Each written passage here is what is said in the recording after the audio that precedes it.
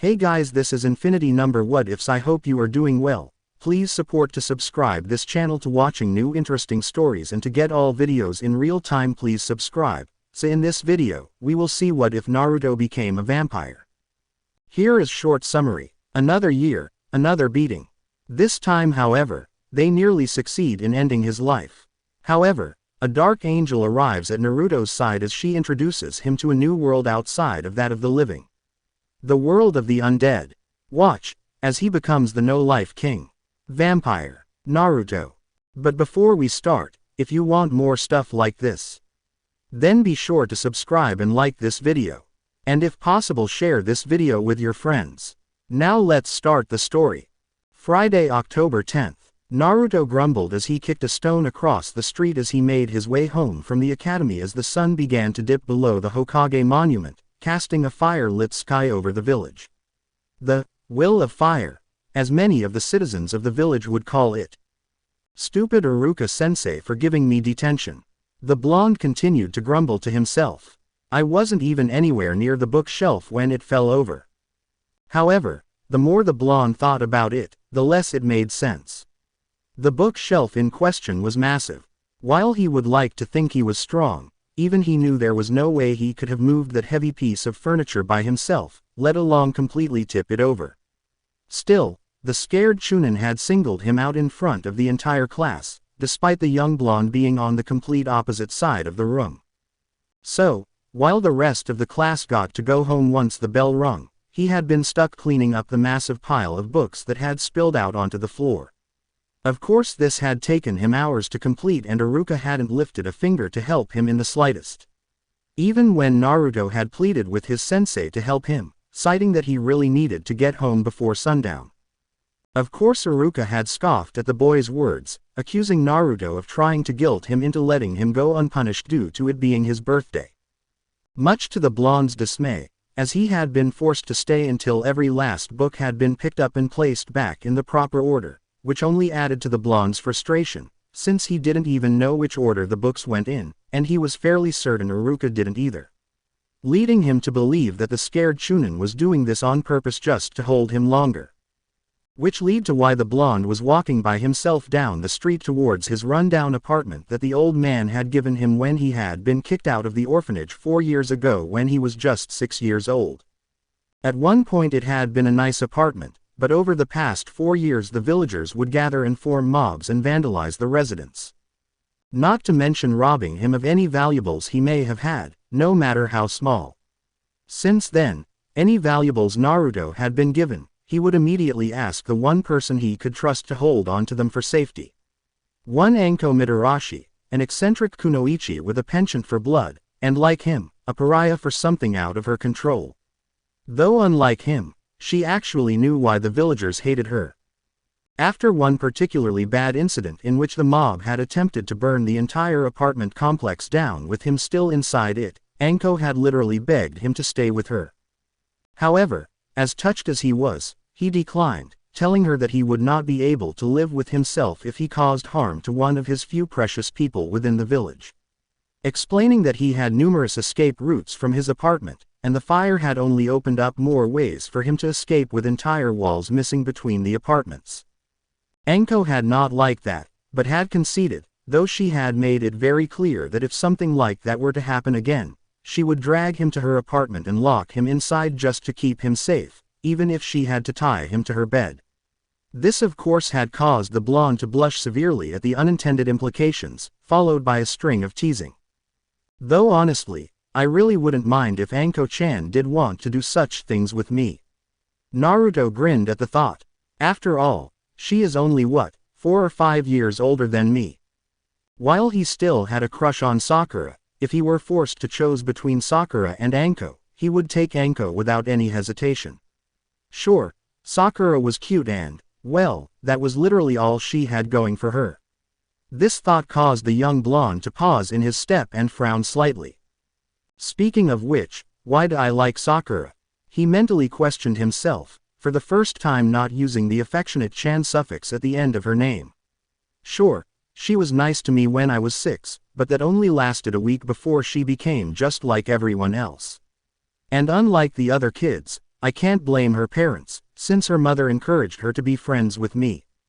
Sure, he didn't rule out the possibility that once they got home they could have told their daughter to stay away from him, but that didn't make any sense, when they could just openly scorn him like everyone else in the village.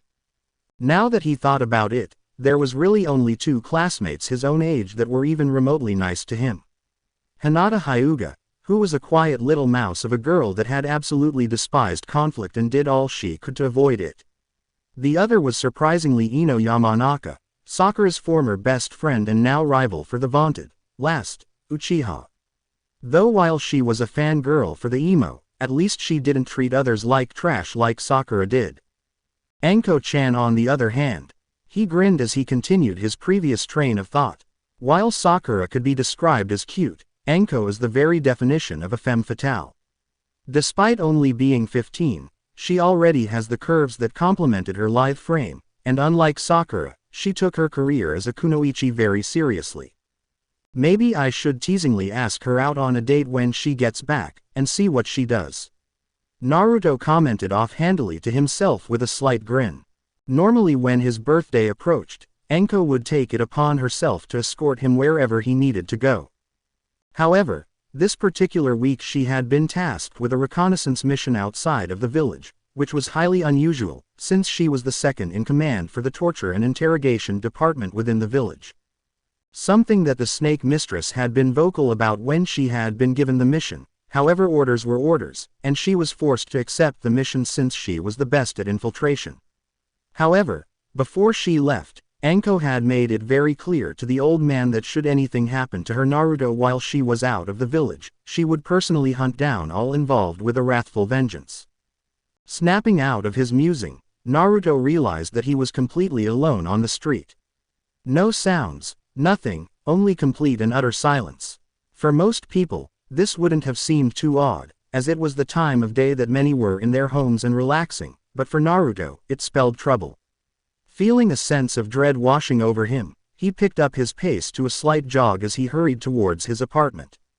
However, the blonde boy had barely made it a block before his surroundings begun to shimmer and drop, revealing a waiting mob of villagers in front of him, armed with a variety of weapons, everything from broken bottles to kitchen knives, whilst the shinobi in the group had their kunai and shuriken, forcing Naruto to stop in his tracks. Turning around, he froze as he saw a second mob closing in on him from behind. "You're not going anywhere, demon." One of the civilians grinned as the 2 groups began to close in on both sides of the boy. With no other option, Naruto ran into the alleyway, hoping for a means to escape the mob. Sadly, those hopes were dashed as he came face to face with a tall wooden fence that blocked his progress, with no other means to escape around him. Turning, he saw the mob closing in on him. "Hey, we decided to start early this year," another nameless member of the mob commented. "And with that snake whore out of the village, you're all alone with no one to come to help you." Another grinned. "And you have nowhere to go." Yet another commented, while also throwing a bottle at the boy, causing it to shatter across the wooden fence behind Naruto. Naruto could only watch in horror and await the inevitable to happen as the crowd moved in on him. Which it did seconds later, as another bottle was thrown from the crowd and struck him in the head, creating a large gash in his scalp, causing him to cry out in pain as blood poured from the open wound. His cries of pain seemed to be the signal for the rest to start, as blows came raining down on him, hitting him in the stomach and head, causing him to spit up blood. Then came the weapons, as the civilians would cut into his body with their kitchen knives, some of which were dull and rusted to try and increase the chance of a severe infection for later on if they had failed to kill him this night. While the shinobi of the crowd employed their own weapons and jutsus.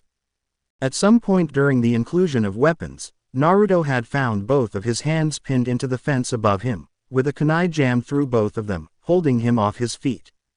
Now unable to cover himself, the mob began to assault his body more freely, creating large gashes down his arms, legs, and across his chest, causing more and more blood to spill out onto the ground below him.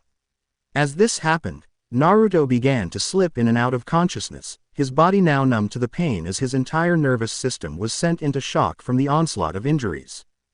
"Oh no you don't," one of the shinobi said, as he noticed the boy falling unconscious. "You're going to stay away through all of this. We owe you for stealing away our families and friends, you demon brat." Before Naruto could register what was being said to him, he screamed out in renewed pain as the Chunin in front of him used a fairly weak lightning jutsu to electrocute him, bringing him back into the world of consciousness. "There we go," the man chuckled while mockingly slapping Naruto's cheek, whom could only glare at the crowd through half-lidded eyes. "You look cold, how about we warm you up, demon?" Another one of the shinobi commented with a laugh as he went through a series of hand signals before taking a deep breath and sending a series of fireballs at the fence, igniting what was left of the boy's shredded and bloody pants on fire. Feebly, Naruto attempted to kick the flames out as he could feel the flames starting to lick at his exposed flesh.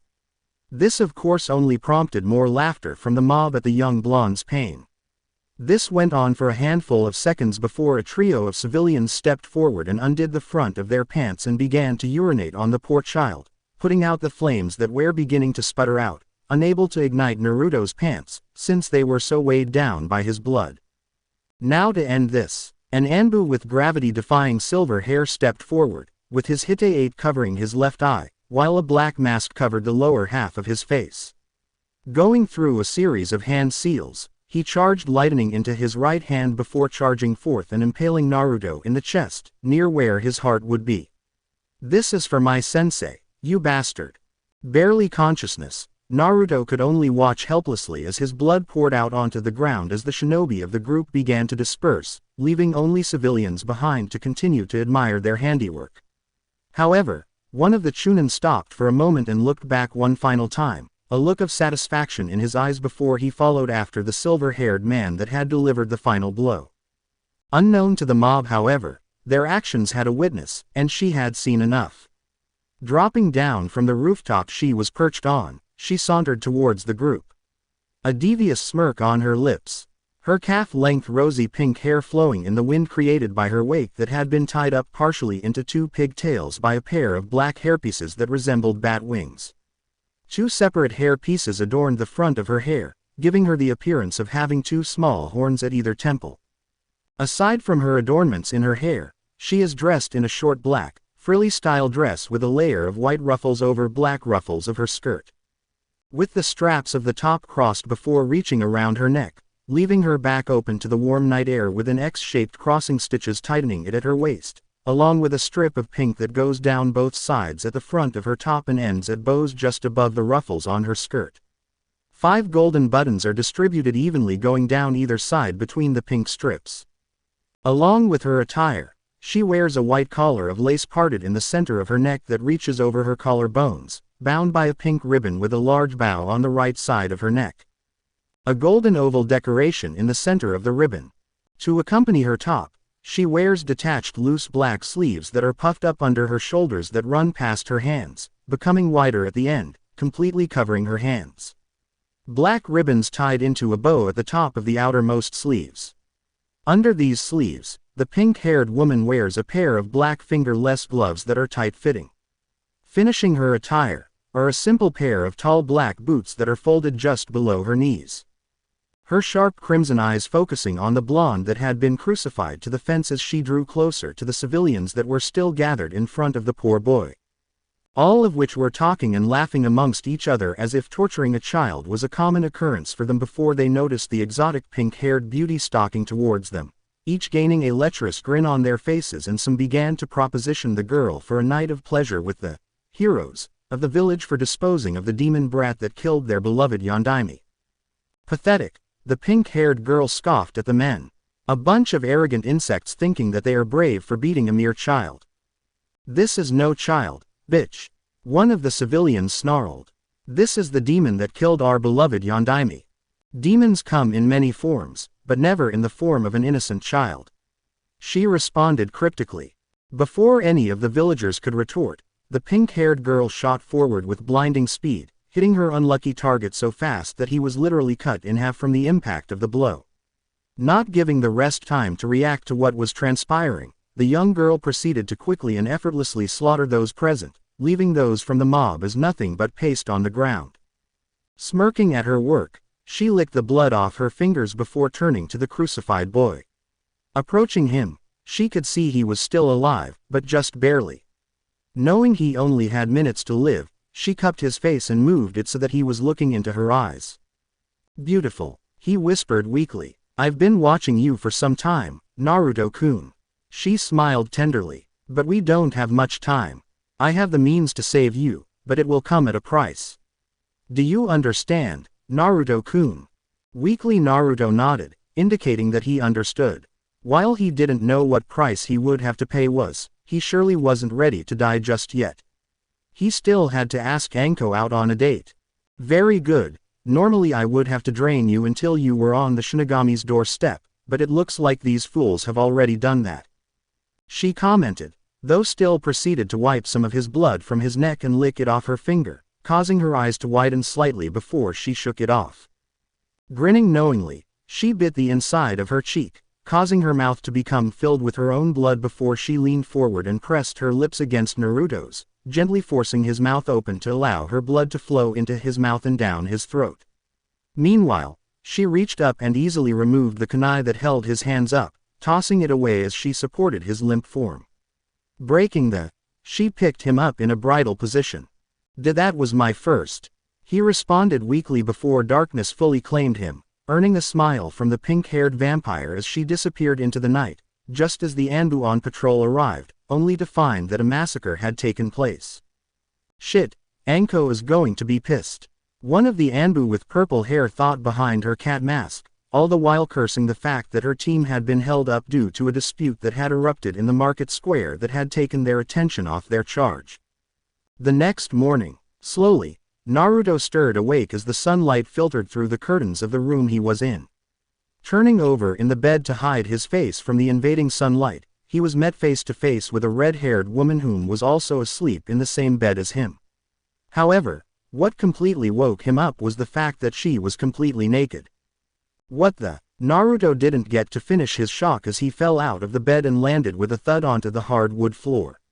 It was then that he realized that not only was he in bed with a naked, yet attractive woman, but that he was not in his apartment.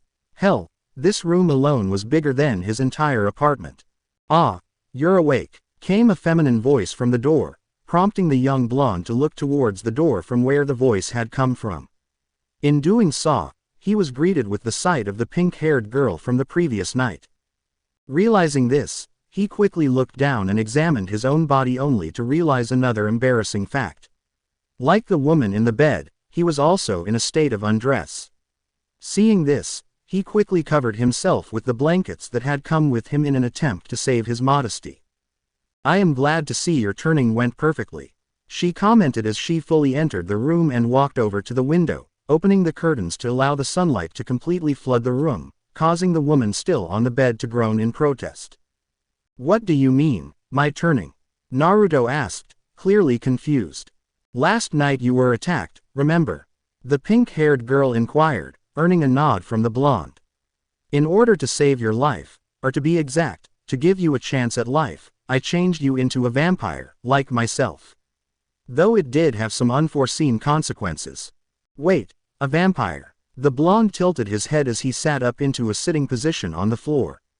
"You mean, drink blood, turning into bats, and get staked in the heart vampire?" This caused the pink-haired girl to giggle at the boy's antics. To put it simply, she found his confusion to be cute. "Well, the drink blood part, yes, but where are my manners?" the pink-haired vampire commented before she took an exaggerated bow before him. "My name is Cruel Teps, last survivor of the House of Teps." Pleasure to meet you." Naruto responded a bit embarrassed. "My name is Naruto Uzumaki." Cruel smiled as she walked over to him. "As I said, I've been watching you for a while." "Why me?" the blonde asked, carefully standing up so he could sit more comfortably on the bed, though keeping the blankets in place to cover his modesty. "In truth," the pinkett inquired, earning another nod from the newly turned vampire. "I've been looking for the perfect mate, a king if you will."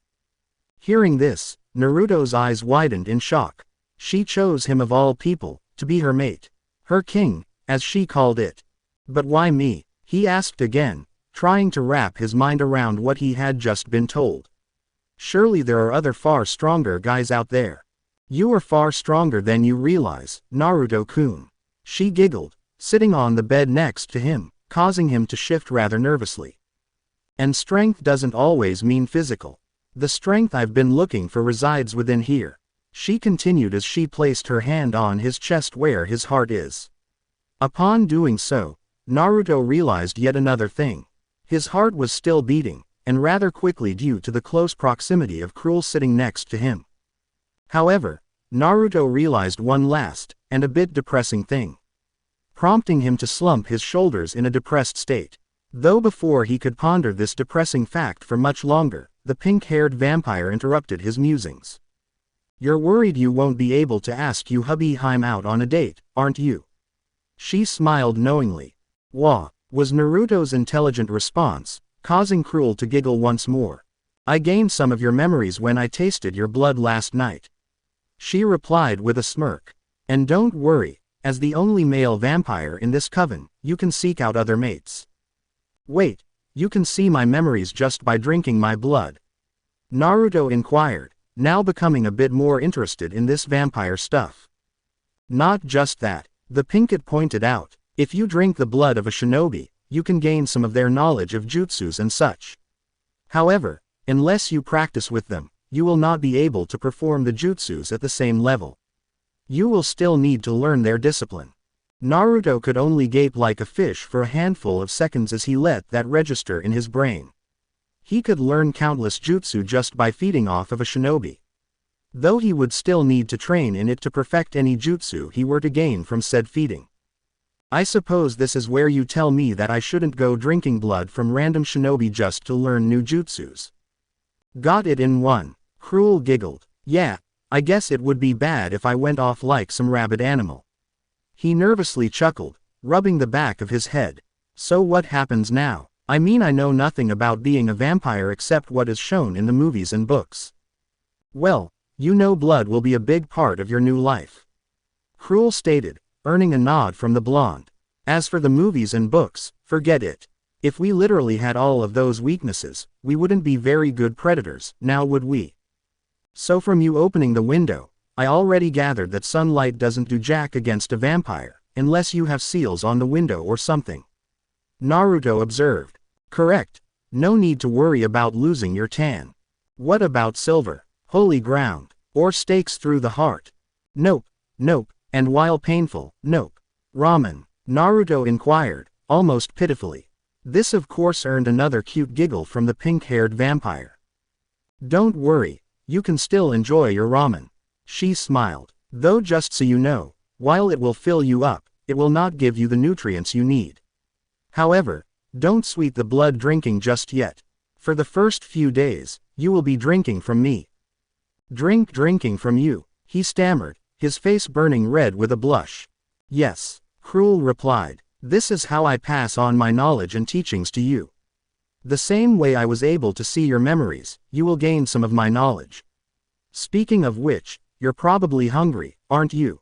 Almost as if on cue, his throat began to feel dry and parched, prompting him to lick his lips slightly. Seeing this, Cruel smiled and stood up and brought him to stand with her, the blanket forgotten. Tilting her neck to the side to give him access, she brought her mate in close and allowed him to follow his instincts.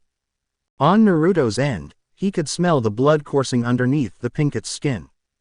As such, he could feel his canines lengthening slightly. Opening his mouth, he bit down onto her exposed neck, allowing her warm crimson fluid to flood his mouth as he was rewarded with a pleasured moan from the Pinkett. This went on for a handful of minutes before Naruto removed his mouth from her neck, drawing in deep breaths of air as he hadn't realized he had been holding his breath the entire time he had fed from her. Very good, Naruto-kun, Cruel praised as she peered into his cerulean blue's eyes. Leaning in, she captured his lips, tasting her own blood upon them. Though unlike the previous night, this was a more sensual, filled with emotion and love. Before she broke the with a smile. You said there was a complication with my turning. Naruto remembered, though completely forgetting about his state of undress. What did you mean by that? That would be me. A voice sounded from the bed behind them, prompting Naruto to turn around and peer into a pair of crimson eyes, with slit pupils. However, when he turned around, the red-haired beauty that laid across the bed blushed and quickly turned her face away. At first Naruto was confused until a slight draft of air alerted him to his nether regions. Blushing in embarrassment, he quickly covered up. Sorry, he stammered. Who are you? I am Yoko Kurama. The red-haired woman introduced herself, while covering her own self with the sheets that were still on the bed. But you probably know me better as the Kyuubi no Yoko. Hearing this, Naruto's eyes went wide while his blood ran cold. But, how? Well, the Shinigami's seal bound both of our souls together. If you die, I die kind of thing. Yoko explained. However, since you technically died with your turning, I was released from the seal. Though our souls are still bounded together, so since you're still here, I'm still here. Out of curiosity, Naruto looked down at his gut and found that the seal was still there, but severely faded. So what now? Naruto asked, looking back to the red-haired woman. Are you going to finish destroying the village or? PFF'd, I didn't even want to do that in the first place. The Kyuubi woman scoffed, rolling her eyes. That damned Okich bastard trapped me in a genjutsu after he ripped me from your mother. Wait, my mother? Yes. Yoko sighed at the sad fact that her friend was gone, though she found it odd that the boy didn't know who his mother was. Your mother, Kushina Uzumaki, was my previous host. Upon hearing this, Naruto couldn't help but slump down onto the bed as his knees gave out. Silently, he sobbed to himself, allowing his tears to fall freely down his cheeks. He didn't know if he should be happy that he finally knew who his mother was, or if he should be upset. Clearly the old man knew who his parents were, yet whenever he asked the elder Hokage, it was always the same answer. A soft apology, and that he didn't know. While Yoko was confused by the blonde's reaction, Cruel understood, having already had access to his memories. Kneeling down, she wrapped her arms around him and comforted him the best he could. Peering over the blonde's shoulder at the crimson-haired woman, she noted the Kyuubi woman's confusion. Naruto-kun is unaware of who his parents are. She sighed. Every time he would ask the old monkey, he was always given the same lie. What do you mean? Yoko asked, even more confused now. Who is the Hokage anyways? Hiruzen Sarutobi. But, he was the one that married both Minato and Kushina. The red-haired woman exclaimed. What? Naruto swiftly turned to face the Kyuubi woman. You mean that the Yondaime is my father? Yes. Yoko titled her head in confusion, still confused before she turned to Cruel, whom had positioned herself next to the blonde and continued to work to calm him. Why doesn't he know who his parents are? I don't know. Cruel answered honestly as he stroked the blonde's back before smiling. But you just fulfilled one of his biggest dreams. He finally knows who his parents are. For her part, Yoko couldn't help but to smile at that. During her time within Kushina, the demoness would listen to her host gush for hours about how strong and handsome her little boy was going to be, and woe to the unfortunate soul that tried to tell her it wasn't going to be a boy. Not to mention, one thing the Kushina was very adamant about, was the fact that as the last male Uzumaki, he was going to have lots of wives to give her lots of grandchildren to spoil. Cruel-chan, Naruto sniffled, having composed himself a bit more. Are there any cloths we can change into? At this, Cruel couldn't help but giggle at the boy's embarrassment, but nodded nonetheless and got up and walked over to a nearby closet and brought out a fresh pair of clothing, which consisted of a pair of black sweatpants and a white t-shirt. These should do for now until we can get the two of you some clothing more to your tastes. The Pinkett smiled as she handed her two new guests. Nodding in thanks, Naruto proceeded into the bathroom connected to the room with the blankets still wrapped around his waist, allowing the two girls alone. Once the door shut, Cruel looked to the Kyuubi woman. I need to go have a talk with the old blood sack. Cruel stated, while I am gone, why don't you talk to him about his mother? Very well, Yoko replied as she swiftly changed into the clothing provided. Though she had intended to have a long talk with the blonde Uzumaki about his heritage anyways. Feeling guilty that she was the reason the boy was an orphan and hated throughout the village. Nodding, the pink-haired vampire departed the room. Knowing she only had 2 days to teach her newly turned mate the ways of being a vampire, and the importance of keeping their race a secret from the common populace, at least now while their numbers were so low. But for now, she had to inform the old blood sack of what happened, and that Naruto was hers now, whether he liked it or not. This was not a good day for the Sandaime Hokage. First, there was the report of numerous missing civilians that hadn't come home from the previous night's celebrations. Then there was the fire in the red light district that had engulfed the entire structure before Anbu were able to get it under control to prevent it from spreading to neighboring buildings. Lastly, and the most concerning, was the disappearance of one Naruto Uzumaki, which led to his current predicament. What the hell happened? A very irate snake mistress demanded as she slammed her hands down on the old man's desk, causing it to crack slightly under the impact as the 15-year-old began to leak out a considerable amount of killer intent. I was gone for 3 days, and when I get back, Naruto-kun is missing, and his apartment burned down. You promised me, old man. You promised me that he would be looked after. He was being watched over. Hiruzen feebly defended. I had assigned Inu's Anbu team to watch over Naruto-kun. So what you're telling me is that either Inu's team is incompetent. Enko hissed out as black markings were beginning to slowly spread from her shoulder where her curse mark was located, causing some alarm for the Anbu hidden within the office, or they are involved with Naruto-kun's disappearance. Damn it, old man, why the hell did you have to send me on this mission? The snake mistress continued as her anger grew, ignoring the growing black marks that were now beginning to travel up her face as her hair started to become more wild in appearance, breaking free of the hair tie that kept it up in her usual fanned ponytail. You know how these walking sacks of shit get around this time of the year. Now Anko dear, I know you're upset. Upset? Anko questioned sarcastically. I get upset when it takes longer than 5 minutes for my dango to arrive. I get upset when my playmate I am interrogating breaks easily and spills everything before I get a chance to really sink my fangs into them. I get upset when that frog of a student of yours tries to blackmails me for. So right now, I am not upset. I'm pissed off. The elder village leader couldn't help but to frown at this bit of information. While he knew that Jiraiya was a pervert, as evident by the publishing of his Ika Ika Paradise books, but to learn that one of his students was blackmailing a kunoichi of the village didn't sit well with him. Hiruzen made a mental note to confront Jiraiya about his actions regarding his kunoichi. That is, if he survives his current encounter. Anko, I assure you. Hiruzen took a deep breath and sighed. I have dispatched every available shinobi to search for young Naruto-kun or any clues as to his whereabouts. And how many of them will actually care if Naruto-kun is safe? Anko challenged with narrowed eyes as her markings ceased spreading, at least for the moment, giving her an extremely intimidating appearance. For his part, Hiruzen couldn't help but flinch at her statement. He knew there were very few that actually cared for the boy, namely the snake mistress before him and her fellow ice queens of Konoha.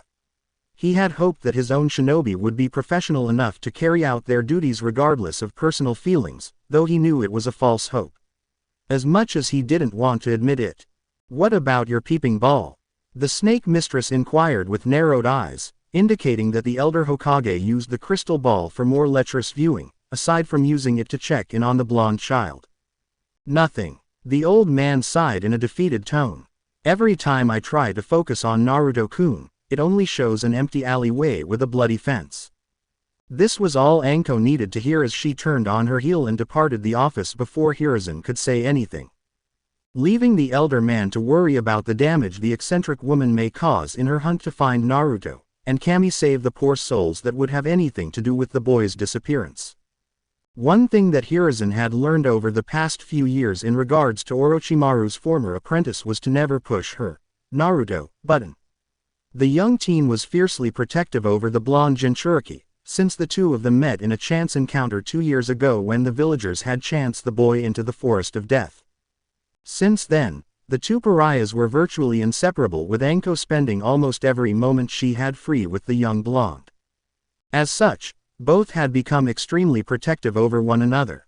While Naruto lacked the skill and experience that Anko had, the boy more than made up for it in sheer tenacity, defending the snake mistress when she was not around to defend herself. The old man recalled one instance when Tsume's youngest had made some disparaging remarks about the snake mistress, and young Naruto had laid into him good with a series of haymakers that had busted the Inuzuka's nose open. Of course, this led to no shortage of complaints from the council. Namely from the civilian side, who felt the boy should not have friends of any kind, regardless of their social standing. Some of which tried to lobby for Anko to be removed from the village under the guise that she may be corrupting the boy to join Orochimaru. Hiruzen had immediately rejected the request, and as a special treat for the scorned snake mistress, had sent those involved with the suggestion for a special session with Ibiki and herself. So caught up in his thoughts, that the elder village leader failed to notice someone enter the office until she was standing right in front of his desk. "Back already, Anko?" he asked before looking up to see that it was not Anko that stood before him, but rather Cruel Teps. Swallowing the lump that formed in his throat, he straightened himself within his chair to address the pink-haired vampire. "Is there something I can help you with, Ms. Teps?" Hiruzen inquired. While Cruel had kept a low profile within the village, the elder leader knew exactly who and what she was. When she arrived at the gates of Konoha 6 years ago, Pinkett had requested a private audience with the elder man, upon which she was upfront about what she was and what she was here for. As such, the two of them had come to an agreement. She would aid in the village's defense if it were to ever come under attack from outside forces, and he would supply her with prisoners sentenced to death to sustain her, so long as she didn't feed from any of the citizens within the village. The only other thing Hiruzen had asked of her was to inform him when she was coming or going from the village. "Ah yes," she smiled, showing off her fangs that peeked out from her upper lip. "I wished to update you about our agreement and my own personal endeavor." Nodding in understanding, Hiruzen dismissed his Anbu from the room before activating the privacy seals. However, the pink-haired young woman didn't say anything right away. Instead, she cocked her head to the side before silently moving over to the corner of the room before thrusting her hand into what appeared to be a bookshelf, only for the hinge to dispel, revealing a blank masked Anbu that was hidden that was now impaled by the pink-haired vampire. Letting the body fall to the floor, she turned her attention back to the elder man, who looked absolutely livid at the revelation that not only had Danzo did not disband his root Anbu as ordered, but had also been spying on him. However, before Hiruzen could ponder further, the body of the dead Anbu began to rapidly disintegrate, leaving no evidence that he was ever there. "Interesting. Self-cleaning corpse." Cruel mused with a slight snicker. "I suppose the old warmonger doesn't want any evidence to his actions." "Indeed," Hiruzen replied grimly, none too happy that he had no evidence to pin such treasonous acts on his old rival. And while he could cite Cruel as a witness to the acts, he had no guarantee she would cooperate, as their deal only implied threats from outside the village, not within. Not to mention the panic it would cause among the council and the populace if it were revealed that the woman before him was a vampire.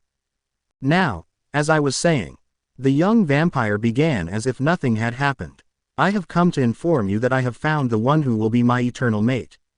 "I see," the Hokage replied, clearing his throat. "So what are your plans now? Will you be leaving the village to find a place to settle down, or?" He was cut off by the Pinket's giggle. "I'm afraid my newly turned fledgling wouldn't want to leave the village anytime soon," Cruel explained with a grin. "Despite the way most of the villagers have treated him, he still has a few precious people he holds dear to his heart." Hiruzen could feel his blood freeze within his veins as the implication clicked into place, prompting him to slowly turn his eyes towards the vampire before him. Swallowing thickly as he slowly stood up from behind his desk. "You didn't," he breathed. "Please, Kami, tell me you didn't turn who I think you did." "You can thank your own villagers for what had transpired," Cruel stated, narrowing her eyes slightly. "When I found him he was barely alive, having been tortured, burned and had a hole in his chest." "Dear Kami, why didn't you bring him to me?"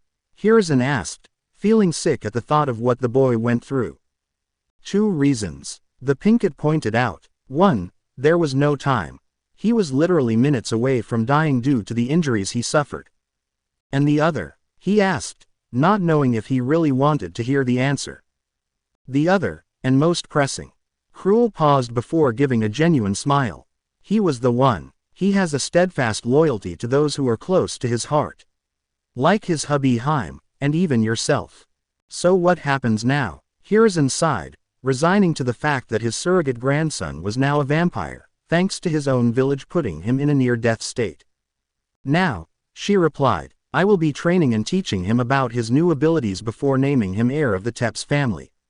Know this, I will make sure he knows how to defend himself from the villagers so what happened last night does not happen again. The council will not like this. The elder man informed the vampiress. He could already imagine the headache this news was going to bring him when it eventually came out. Speaking of which, how are we going to explain his new abilities and his new diet? I could care less what those blood sacks like. Cruel scoffed. As for his changes, fear not. As I explained to Naruto-kun before I arrived here, he can still eat normal food, though it will not give him the same nutrients as blood will, and as you know, the fresher the better. As for his new abilities, simple. Explain it off as a Tepes clan blood ritual that gives him my bloodline. You are aware that with that cover, many will demand you give it to the Uchiha boy. Hiruzen warned. It had been 2 years since the poor boy's family had been massacred by his own brother, and already the civilian council and elders had already spoiled the boy to such a degree that he felt everyone was beneath him. All under the notion that if they bowed to the boy's every whim, that he would remain loyal to the village. The blood sacks can demand all they want, they have no power over me. The vampire hissed. She had offered to take care of the council members a few years ago, but Hiruzen had brushed it off as a joke, citing that he didn't need the extra paperwork. Very well, Ms. Tepes. Hiruzen sighed once more. I do believe it should be Mrs. Tepes now, or to be exact, Mrs. Uzumaki. Cruel teased with a grin. You may have turned him and claimed him as your mate. The elder man chuckled in a joking manner. But you two are not married yet. Speaking of which, that brings us to another problem. You mean that aside from the boy's own heritage, she gave a knowing grin. Naming him the heir of my house as well as revealing his newly awakened bloodline, he will be put into your clan restoration act. Exactly, the Hokage stated. I have already discussed this topic lightly with Naruto-kun, though for different reasons. Cruel replied, he is allowed other mates, but he will choose them, not anyone else. Also, be aware that any future mate of his will also be turned. Hiruzen paled slightly at that. Fear not, the vampiress smiled, seeing his reaction. While I want my family to grow to its former glory, it is something that must be done slowly and gradually, otherwise it risks imploding upon itself. I see. The elder man nodded, relieved that he didn't have to worry about an army of vampires sweeping across the village in a feeding frenzy. Now, if there is nothing else, I must be going. Cruel commented as she turned on her heel to leave the office. Wait, Hiruzen called out, just one more thing. Yes, can I see him? I will bring him by tomorrow afternoon. Cruel replied, though just so you know, he is aware of who his parents are now. Not waiting for a reply, the young vampiress dispersed into a cloud of black smoke and mist, leaving the elder village leader to ponder over her parting words. He knew Naruto was going to want answers as to why he had lied to him throughout the years, he only hoped his answers would satisfy the boy. With Naruto, the newly turned vampire sat at the foot of the bed he had been resting in complete silence as tears streamed down his face. Yoko had not just told him about his parents and their last moments, she had used an ancient jutsu to share her memories of that fateful night with him. For better or for worse, she had not hidden anything from him, even her part in his parents' death. Something the Kitsune woman felt a great sense of guilt over, since she had regarded her former container as a friend. Sister even.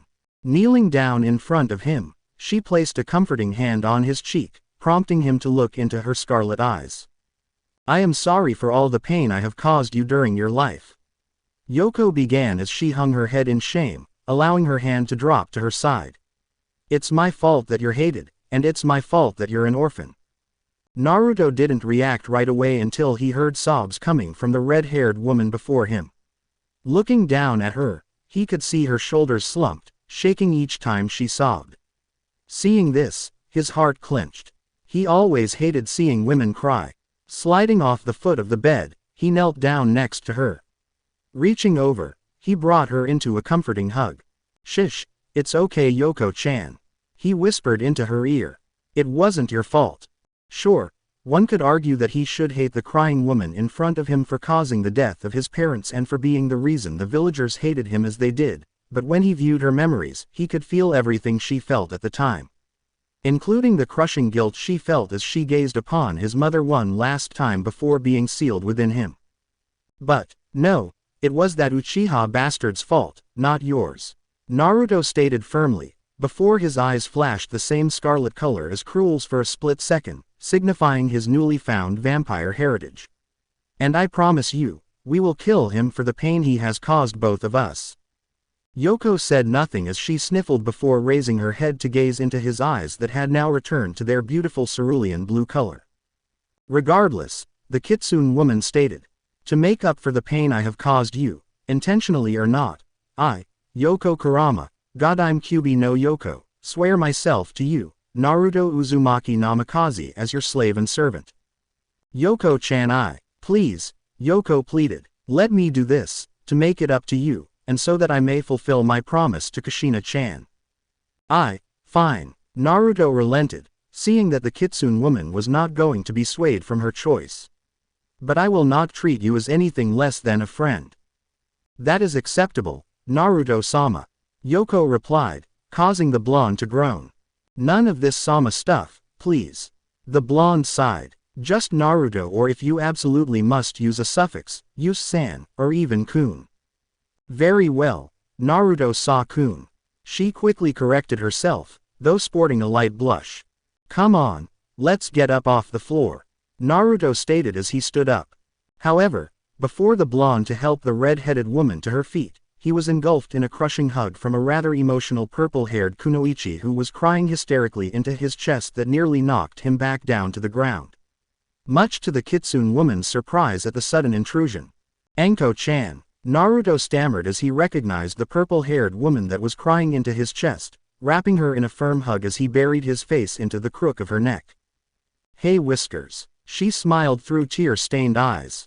Moments earlier, the sight that greeted the snake mistress was not a welcoming one when she arrived in the alleyway the Hokage had described. Her features now returned to normal, her hair tied back up into her traditional fan ponytail. Immediately, her nose was assaulted with the scent of blood, urine and burning flesh. What frightened her though, was that she could smell that Naruto had been in this location, causing her heart to sink as she approached the wooden fence. Reaching up, she ran her fingers along the holes that had been punched into the wood, feeling a wet substance. She pulled her hand out and looked at it to confirm her fears. It was blood. Clenching her eyes shut as tears threatened to spill out, she turned and leaned her back against the fence, ironically in the same exact place Naruto had been the night before. Opening her eyes, she observed the ground. She could see fragments of broken bottles, and even some discarded shinobi weapons, but what really stood out to the snake mistress was the sheer amount of blood that stained the ground. It was far too much to be from one person. Hell, it looked like it had been spilled from nearly half a dozen people. Kicking herself up off the fence, Anko began to look for any evidence as to who did this, and more importantly, where Naruto could have gone to from here. You look like you're looking for someone, a voice asked from behind her, prompting the snake mistress to whirl around to face the newcomer, only to be greeted by the sight of a pink-haired young teen, looking no older than herself standing atop the wooden fence. Someone dear to you, perhaps. The hell you talking about? Anko glared at the pink-haired teen, getting into a defensive stance. She didn't know why, but upon seeing this girl, her instincts screamed to the snake mistress to beware of this newcomer. Something about the Pinkett just oozed a predatory lust for the hunt. Let me guess. The Pinkett giggled playfully as she jumped down from the fence she had been standing on, prompting Anko to jump back. You're looking for your Whiskers. Upon hearing the Pinkett utter her affectionate nickname for the blonde boy, Anko launched herself towards the newcomer. Attempting to grab her by the throat, only for the pink-haired girl to blur out of focus and reappear behind her, causing Anko to slightly stumble over her own feet due to the sudden lack of her target. Turning around, she was greeted by the smirking form of the Pinkett before she restrained both of Anko's hands, and pinned her to the fence with an unnatural strength. What did you do to Naruto-kun? The snake mistress demanded defiantly, despite her position. I can see why you hold a special place in his heart. Cruel grinned as she stared into Anko's eyes, seeing the snake mistress remain unflinching. Where is he? Fear not, Anko Mitarashi, famed snake mistress of Konoha. The Pinkett grinned, releasing the snake mistress from her hold. Your Whiskers is safe at my estate right now. Anko calmed just slightly upon hearing that her favorite little blonde was safe. Though she was confused as to how this girl knew so much about her and Naruto, even calling him by her nickname that she only said to him. Not even her fellow Ice Queens were aware she referred to Naruto by such a name. That was her name for him. You should know that I saved him last night, in this very spot. Cruel explained as she took a few steps back from the snake mistress. These pathetic fools attempted to avenge the Yondaime by committing cruel acts against the boy. Hearing this, a growl rumbled from the snake mistress's throat. I took care of the trash. The Pinkett continued. Though I'm afraid by the time I arrived, the damage done was too severe to heal from by traditional means. So, I changed him. What do you mean you changed him? Anko asked, her voice shaking. I changed him into the same thing I am. Cruel grinned, turning to face the snake mistress. And what is that? A vampire, she bluntly responded, before grabbing the snake mistress and disappearing into the same black smoke and mist she had used previously within the Hokage's office, feeling she had toyed with the purple-haired woman long enough. In her eyes, Anko had passed her test and proved herself worthy. The snake mistress had looked her in the eye, and despite being at a severe disadvantage, had refused to back down. Showing what lengths she would go through for the blonde Jinchuriki. Tep's estate. In the blink of an eye, Anko found herself in a large luxurious room that appeared to be a living room of sorts, judging by the furniture that were spread across the room in an organized fashion. Taking a moment to catch her bearings, she caught sight of the pink-haired girl that was in the alleyway with her rounding the corner, prompting the snake mistress to take off after her. Though despite being right behind the Pinkett, by the time Anko had rounded the corner, said Pinkett was all the way down the massive hallway, waiting for her. Growling to herself, Anko took off at full sprint, using her chakra to propel herself down the hallway, though like before, the Pinkett was gone down the hallway once more, though this time, she was standing in front of a specific door not too far from where the snake mistress stood. Narrowing her eyes slightly, Anko swiftly made her way to the doorway, though this time, the Pinkett did not move. Silently, the pink-haired girl opened the door, revealing a blonde-haired boy just now standing up. Immediately recognizing who it was, Anko launched herself into him, gripping him in a tight hug as she buried her face into his chest as tears fell freely in relief upon seeing him safe and healthy. Forgotten what was told to her in the alleyway. Anko-chan, the blonde boy stammered as wrapped his arms around her, giving her a firm hug as he buried his face into the crook of her neck. Hey Whiskers, she smiled through tear-stained eyes. You have no idea how worried I was. It's okay hubby-chan. Naruto smiled, slightly tightening his hold on her before turning his attention to his pink-haired sire and mate. Thank you Cruel-chan, for bringing her to me. I knew she meant a lot to you, Naruto-kun. The Pinkett responded as she entered the room fully. And if I didn't, she would no doubt rip the village up of its foundation to find you. Damn right I would, Anko sniffled, lifting herself from the blonde's chest before turning to face the pink-haired vampire. So your name is Cruel, huh? That is correct, Cruel Teps at your service. The vampire gave an exaggerated bow. And as I said, I am a vampire. So that means, Anko began, looking to the blonde she was still holding, remembering what Cruel had told her when they were in the alleyway. For his part, Naruto didn't know how to respond. While he had talked with Yoko, he had come to terms that he was no longer human, but he didn't know if he could bear it if Anko would reject him. She had been his anchor the past few years, his pillar of support. Yeah Anko-chan, Naruto sighed, looking down at the floor, feeling a bit ashamed. Cruel-chan turned me into a vampire to give me a second chance at life after last night. I'll understand if you don't. He never got to finish as the snake mistress already picked up where Naruto was going with his speech and slammed her lips into his to shut him up. She refused to hear him spout such nonsense that she would abandon him over something so small and insignificant. To her it didn't matter. Breaking that, She peered into his cerulean blue eyes and smiled. Don't you dare even think I would abandon you for something so small as this. The snake mistress stated firmly. So you've gained a blood fetish like me, so what? Naruto couldn't help but chuckle at this, feeling as if the weight of the world had been lifted off his shoulders. Standing up, Anko looked to where Cruel stood. You changed Naruto-kun, can you change me? The snake mistress inquired, much to the shock of Naruto. Some sort of test I need to pass. Kill someone. What? Anko-chan, Naruto asked softly, prompting the young woman to turn her attention towards him. We promised we would always be there for each other, Naruto-kun. She stated, if you're a vampire, I am going to be one alongside with you. You were correct, there is a test. Cruel smirked, but you already passed that in the alleyway we met in.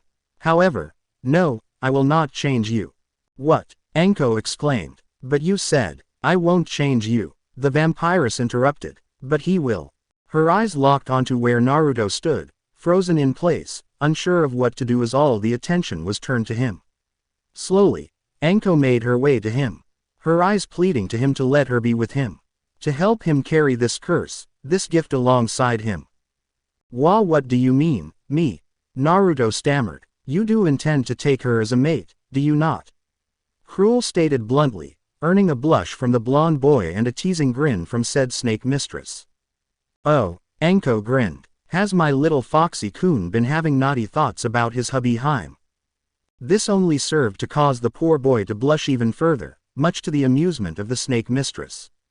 But, I don't know how to turn someone, Naruto pointed out, since he has only been a vampire for less than a day. You do, you just haven't realized it yet. Cruel informed the blonde vampire. Remember what I told you when I had you feed from me earlier. My blood holds the knowledge to do such things, you just need to focus on it. Slowly nodding, Naruto turned to face Anko once more, whom was now baring her neck to him. Seeing this, he could feel In's fangs lengthening in anticipation.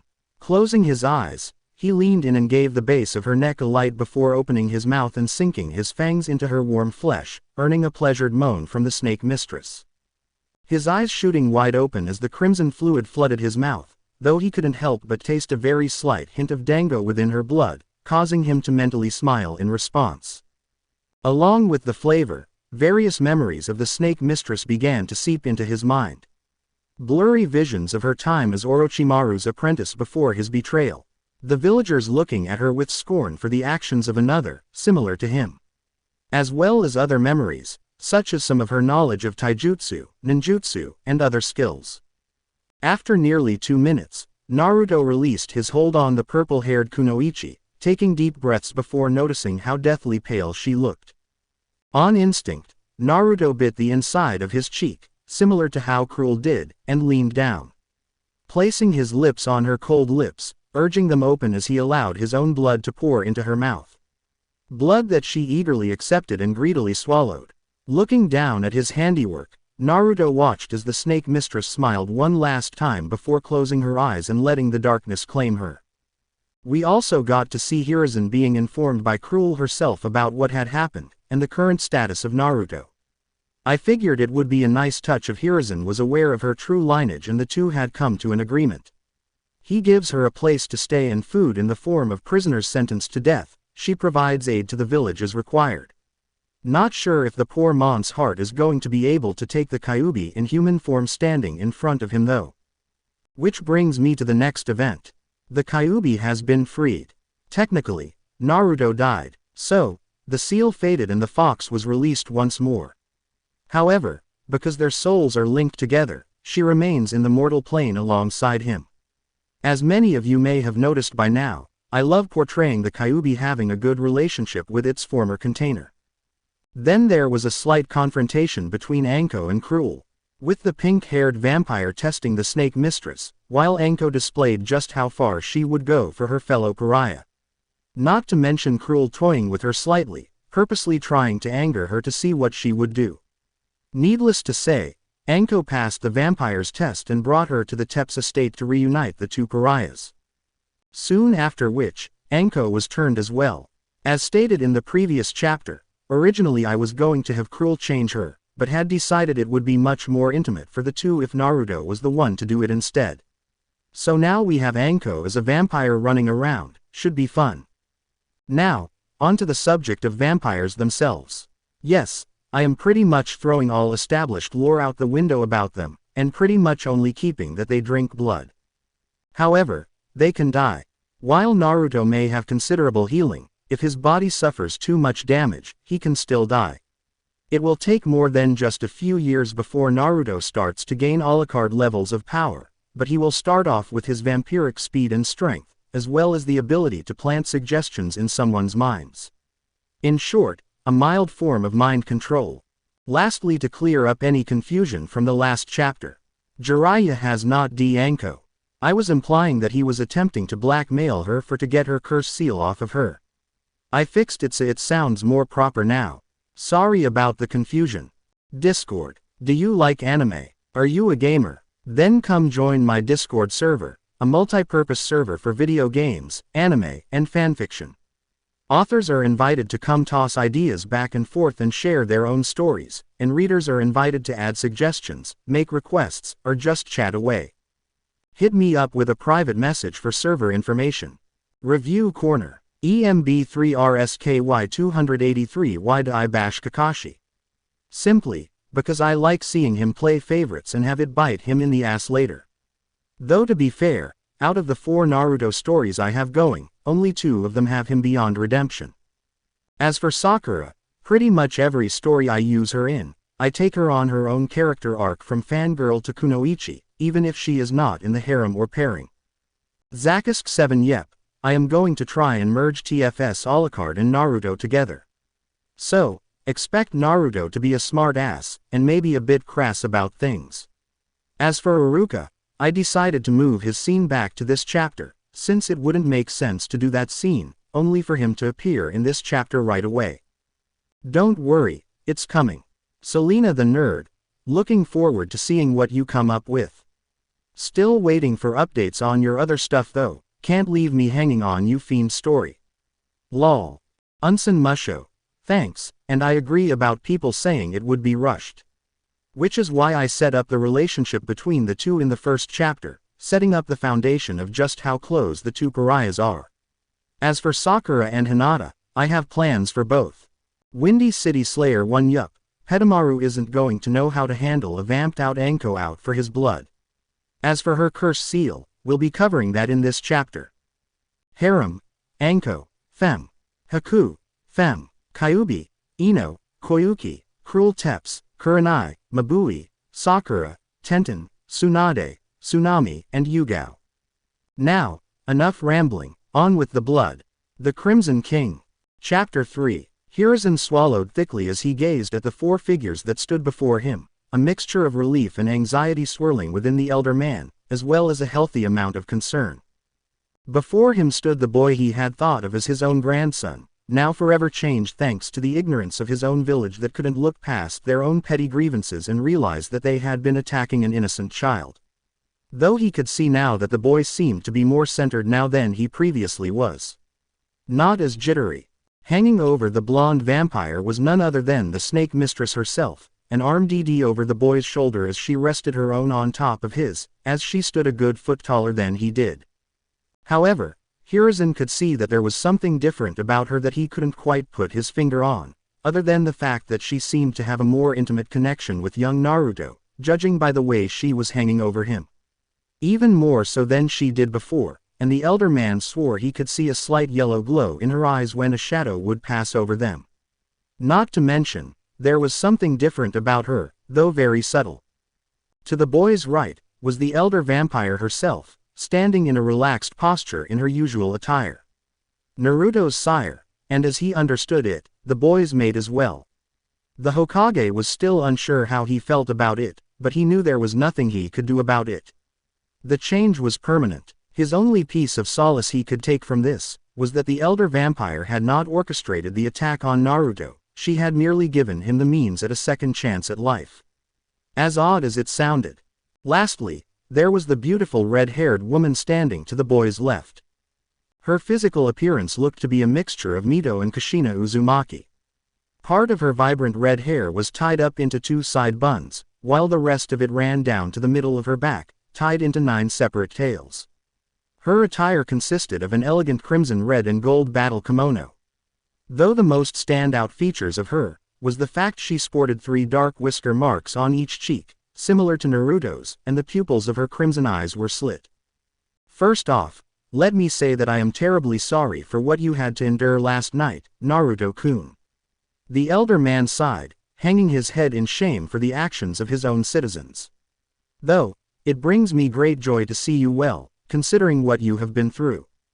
I take it you've already heard about it, GG. The blonde inquired. Yes, Hiruzen nodded. Teps-san had briefed me yesterday of your current circumstances. How are you feeling, my boy? To be honest, I feel. Naruto frowned for a moment as he searched for the word that would best describe his current feeling. Complete. Complete, the elder man questioned. What do you mean? That would be the best way to describe how I feel, GG. The blonde smiled, reaching up and grasping the snake mistress's hand tenderly. I feel whole now. Maybe it's because my hubby Haim accepted to go on a date with me, or perhaps it's because Cruel-chan has given me a family in a sense. Could even be that I finally know who my parents are. The last part made Hiruzen freeze in his seat as his blood ran cold. Immediately, he turned his gaze to the pink-haired vampire only to see her shaking her head, signifying that she didn't tell the boy about his heritage. How did you find out? The elder man asked, fearful of the boy's reaction that he had kept such a thing a secret from him. I told him, the red-haired woman answered for the boy. And you are Yoko Kurama, servant to Naruto-kun. The newly identified Yoko introduced herself. Kurama, do you perhaps have a connection with the Kurama clan? Hiruzen inquired, noting the woman's last name. I do not, Hokage-sama. The woman replied. I see, are new to the village then? No, in fact I have resided within the village for a rather long time. Yoko smirked, unable to keep her kitsune nature of playfulness from poking its head out. To her side, Naruto was struggling to hold in his laughter as he saw what the vixen was doing. In fact, I've resided within this village longer than you have, Hokage-sama. At this, Hiruzen's eyes widened in shock from the woman's claim. Though before the elder village leader could voice his curiosity as to what the woman meant, Naruto had spoken up. Yoko-chan, please stop teasing GG. The blonde grinned. I don't think his poor old heart can take much more, it's beating fast enough already. I suppose I should stop beating around the bush. The red-haired woman conceded before turning her full attention to the elder village leader. I have given you me true name, Hiruzen Sarutobi, but perhaps you know me by my other name. And what other name would that be? The Hokage asked, narrowing his eyes at the woman.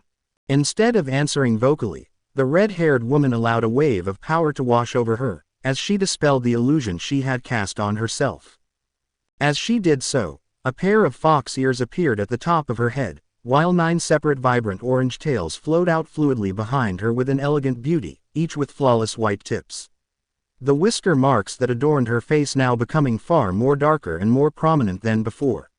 Lastly, her eyes seemed to faintly glow with demonic energy, giving her a terrifying, yet beautiful appearance at the same time. Seeing the woman's change of appearance, Hiruzen felt all the color drain from his face as he realized who, or rather, what was standing before him in his very office. Hugh Kyubi, he stammered, swallowing thickly before slowly turning to Naruto for an explanation. I assume you would like an explanation as to why she is out of the seal.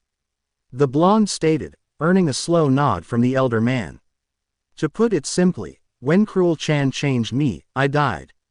Kind of part of the process in order to be reborn. And when Naruto-kun died, the seal released me. Yoko added, turning the attention back to her. You see, when Naruto-kun's father used the Shinigami to seal me away, he did it so that my soul would be tied to Naruto's.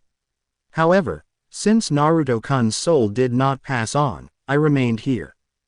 Hiruzen could only nod dumbly at the explanation given to him, all the while cursing his own ignorance for allowing Naruto's status as a Jinchuriki to be leaked out by the council like it did. He had hoped that Minato's final wish would have been fulfilled and his son be seen as a hero simply for keeping the fox at bay, but that had not been the case. Immediately after the boy's status had been leaked, the civilian council had called for the boy's head, an infant no more than a few hours old. It had made the battle-hardened war veteran sick to his stomach, as well as various members of the Shinobi Council to see the mob demand the death of an infant. It was then that Hiruzen had passed his law that no one was to speak of the boy's status. But the damage had already been done, and the seed of hate planted. Now, he had the very same fox, albeit in human form, standing before him, proudly displaying her tails and other fox-like features. Though the question that was at the forefront of the old mont's mind was what would the vixen do now that she was free of her seal. You worry if I plan to continue my attack from 10 years ago. Yoko stated bluntly, as if reading the village leader's mind. To be honest, I had no intention of attacking that night. I was content during my time as Kushina-chan's tenant, and was looking forward to seeing her raise young Naruto-kun. However, a Uchiha claiming to be Madara ripped me from her seal and placed me under his control with that cursed Sharingan. Hearing this, Hiruzen's eyes went wide in shock. He had heard whispers that the Uchiha were behind the attack, but all those ceased after Itachi massacred the clan and left his younger brother mentally scared as he was forced to witness the massacre over and over again for 72 hours. After that, most of the citizens, and even members of his own council, namely the civilian and elder council members, began to pity the boy who had lost everything, bowing to his every whim in hopes to keep him loyal to the village. It may be surprising to learn, but Kushina-chan and I had a great relationship between Jinchuriki and Biju. Yoko continued, snapping the old man out of his thoughts. Far better than Mito Mainu and I ever did. Mito Mainu considered me a pet to be paraded around. Kushina-chan saw me as a friend, a sister even. It tore me apart when I regained my consciousness, to see her impaled on my own claw. Hearing the pain in the vixen's voice, Naruto moved out of the snake mistress's embrace and brought the red-headed woman into a comforting hug, knowing that the Kitsune woman still felt a great amount of guilt in his mother's death. After a handful of seconds, the vixen composed herself once more before turning her attention back to the Hokage. Anyways, Yoko sniffled slightly. Once Naruto-kun was turned, I swore myself to servitude to him. To make up for the suffering he had to endure for my actions, and to keep a promise I made to Kushina-chan. Saying her piece, the Kitsune woman reeled in her fox features, returning once more to a more human look. Having heard everything, Hiruzen was a bit more relaxed about the Kitsune running free. Now it was just a matter of keeping her identity under wraps, unless it was absolutely necessary to be revealed. He wouldn't make the same mistake as he did with the boy's status. The last thing he needed was for it to get out that the Kyuubi was walking free and have some ignorant group try and finish what the Yondaime had started. Very well, Hiruzen stated after a handful of seconds. If anyone asks, the official story is that you are a maid in service to the Tepsa state. There will be less questions that way. That is acceptable, Yoko replied. However, the Hokage sighed. In order to keep her identity a secret, I'm afraid you will have to continue to act as if you are still the Jinchuriki. I understand that continues to make you a target, and I apologize for having to ask you to put yourself in such a position, but I understand, GG, the blonde interrupted. However, I will warn you, my days of just forgiving and forgetting are over. While I won't actively seek out vengeance against those that have wronged me, I will defend myself by any means necessary, councils be damned. Hiruzen could only nod in acceptance. He couldn't, in good conscience, ask the boy to merely turn the other cheek like he used to. No, the boy was well within his right to defend himself from now on. Though, he did hope against all odds that the young blonde vampire wouldn't need to. Especially not after Cruel had dispatched the mob the other night. No doubt word had already spread that those involved with the attack on the boy had been massacred. Of course, this was a double-edged sword, as it would make the family and friends of the mob hate the boy even more. However, they would hesitate to chase after him due to the massacre. That is more than understandable, Naruto-kun. The old man sighed, before moving on to address another issue. About your parents, I am sorry for lying to you all these years. I know that it ate you up inside, wondering who they were. It's just, they had lots of enemies between the two of them, I know. Naruto interrupted once more, earning a nod from the elder man.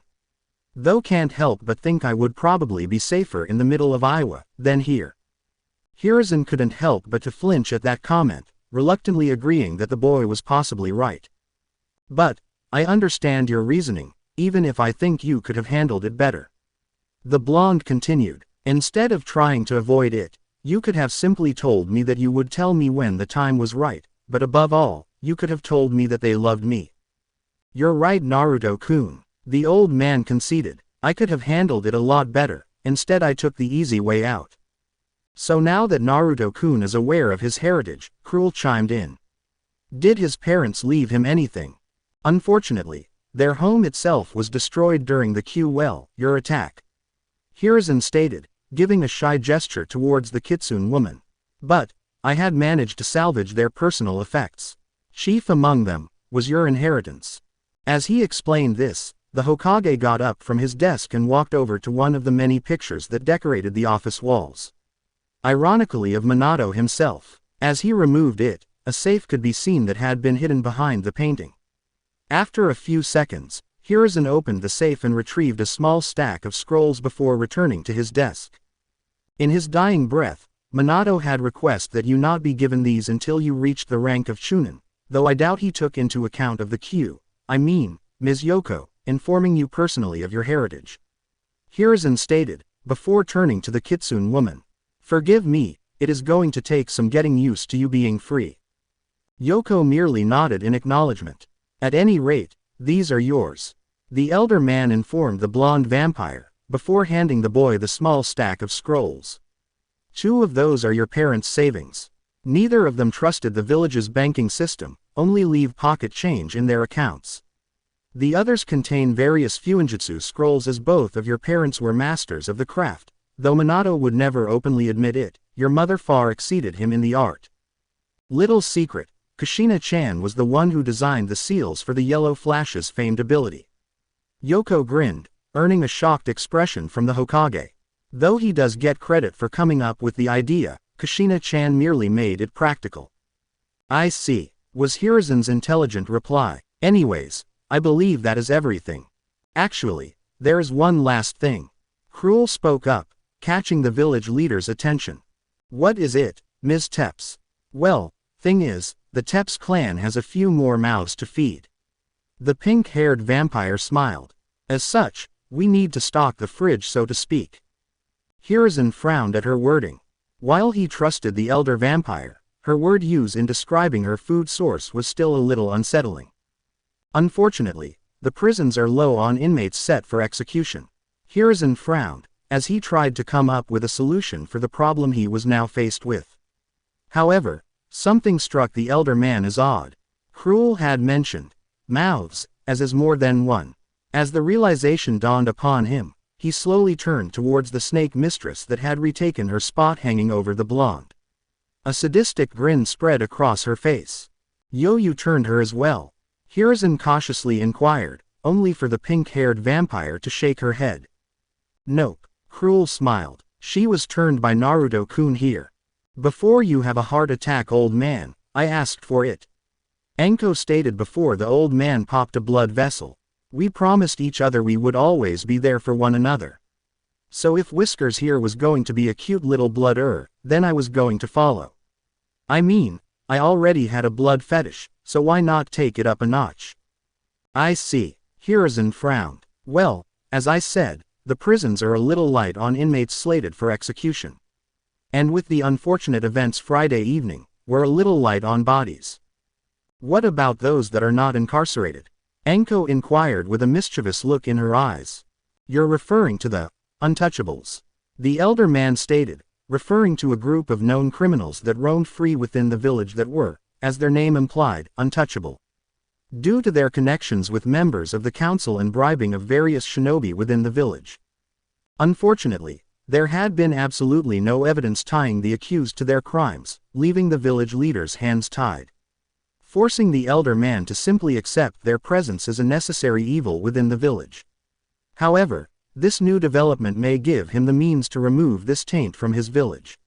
All the better if these 4 were to come across any evidence linking these individuals to their contacts within his council. If you three are going to do this, it must be discreet. Hiruzen stated, turning deathly serious. Do not drag it out and make sure there are no witnesses. Target, isolate, and eliminate. Get in, snack, get out. The snake mistress grinned. No problem. Furthermore, the Hokage continued, choosing to ignore Anko's comment. Should you find any evidence that links this group to any council member or shinobi, bring it to me. Should be fun. Cruel quipped with a smile, showing off her fangs. I haven't hunted live prey in years. As he looked over the group before him, the elder village leader could see that the excitable young snake mistress was brimming with excitement at the prospect of hunting live prey, whilst the elder vampire looked rather reminiscent. Yoko had a rather impassive look, more akin to being apathetic, while Naruto on the other hand, looked to be a swirl of emotions, being that of excitement and nervousness. Keep in mind, Hiruzen stated, catching the three vampires' attention. Should you be discovered, I will be forced to disavow any knowledge of your activities and act accordingly as the Hokage of this village. Don't worry, old man, Anko replied. No one will even know we were there. Scanning the group, he saw that they were all resolute in their determination. Satisfied with their resolve, Hiruzen dismissed them from his office while pondering what the coming days would bring. He couldn't help but chuckle at the irony that in the effort to rid the village of the supposed demon, the ignorant citizens had only created more in his place. I have a feeling I am going to be seeing a lot more paperwork. He commented to himself with a sigh, conceding to his fate. Monday morning, Iruka was absolutely giddy this morning. He had finally done it. He had finally avenged the deaths of his parents at the hands of that abomination. Even better, at least in his mind, with the demon brat no longer in the way, perhaps Anko would finally give him a chance, since she had always vehemently refused his requests for a date. Sure, she may be nearly half his age, but the moment she put on the forehead protector, she became legal in the eyes of the village. Though, Iruka never understood why the Tokubetsu Jonin was attached to the blonde brat. She was a prodigy for Kami's sake, she needed to be with a real man, not some snot-nosed brat. Regardless, the brat was gone now. He would simply use this to his advantage and offer her a shoulder to cry on the next time he saw her. Grinning as he made plans to seduce the snake mistress, Iruka entered the classroom, with his partner Mizuki following close behind him. Alright, quiet down, the scarred Chunin called out, not noticing that the class had already quieted down before the instructor had even entered the room. I regret to inform you all that Naruto Uzumaki will no longer be with us. He suffered an accident over the weekend and is sitting right here. The blonde in question called out from his seat, putting the book he had been reading down. Seeing this, Iruka could only gawk at the sight before him as he felt his blood run cold. The demon brat was still alive, and even worse, it looked like nothing had even happened to him. Which only further confirmed that the boy was nothing more than the demon in human form to him. Naruto on the other hand, merely grinned as he took in the mont's expressions.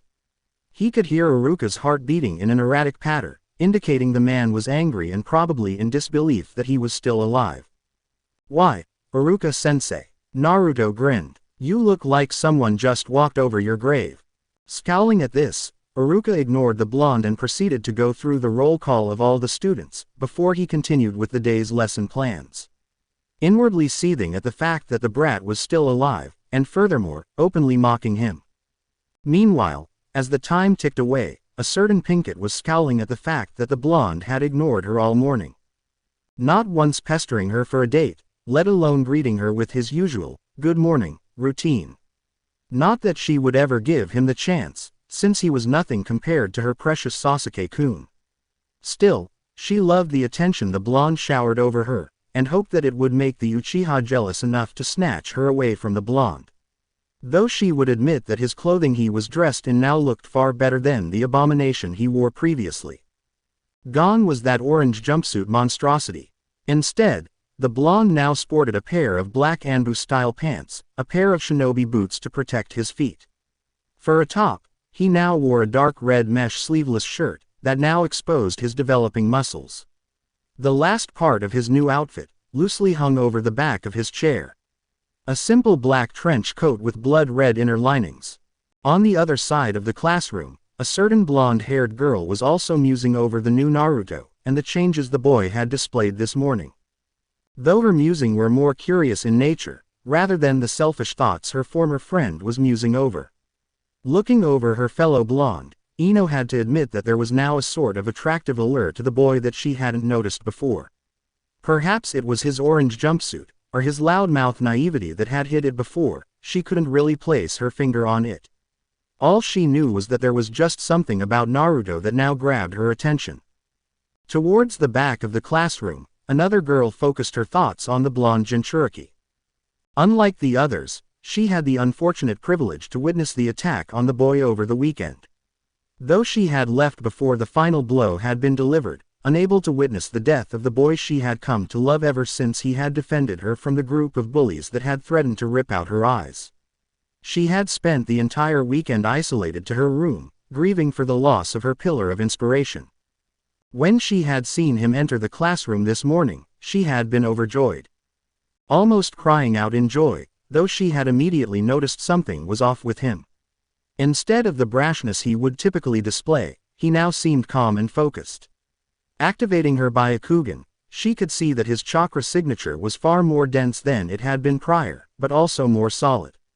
Instead of the two swirling colors of red and blue it was before that seemed to be vying for dominance over each other, it was now a solid purple.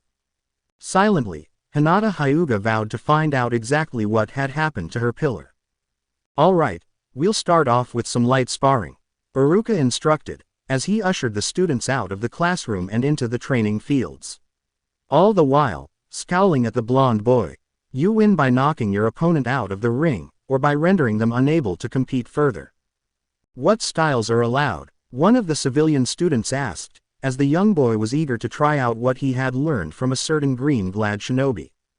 "All styles are allowed," Iruka absent-mindedly replied with a shrug. With that, the spars began, as the scarred Chunin moved down the list. Most went as expected, with the civilian students turning more into brawls than an actual spar between aspiring shinobi. However, the worst spar and to come from Ino and Sakura, as it had quickly devolved into a cat fight, complete with scratching and hair pulling. Mostly from Sakura, as the pinkett had attempted to latch onto the blonde's hair to give her leverage. However, in the end, Ino had won by using a simple hip toss to send Sakura out of the ring, which unfortunately for the pinkett, ended with her landing face first into a fresh steaming pile of dog shit, left by Akamaru. "Will Sasuke Uchiha and Naruto Uzumaki please step into the ring?" Iruka called out, calling for the final spar of the class, and one he always enjoyed watching. Since every time, the Uchiha had always won handily. Especially since the blonde had no formal training in taijutsu. Smirking some, Naruto entered the ring, actually looking forward to this spar. He couldn't wait to knock the arrogant Uchiha down a peg or two. Thanks to feeding from his hubby Haim, he had gained an understanding of her snake style, and over the weekend, she had coached him in how to properly utilize it. To understand its discipline, as Cruel had explained it. "Alright, gotta make sure I don't show more than I need to," Naruto mused to himself, stressing to hide his newly acquired vampire abilities. "Just need to be a little faster than him." As the two students took their sides of the ring, Iruka watched as Naruto adopted a stance he had only seen once before, making his blood run cold for the second time this day. As soon as the match started, the Uchiha had launched an all-out assault with his interceptor fist style, expecting to knock the dobi out of the ring immediately. However, Naruto had evaded all the raven-haired boy's strikes, much to the Uchiha's frustration. Meanwhile, Naruto would respond with his own counter-attacks, targeting joints and other weak and soft areas of the body, including the shoulders, elbows, knees, and stomach. Anko had even encouraged him to hit below the belt for max effectiveness in combat, though Naruto couldn't bring himself to do that to a fellow man just yet. After a handful of minutes, Naruto had succeeded in knocking the Uchiha out of the ring, much to the class's shock. Iruka, on the other hand, scowled at the boy's display.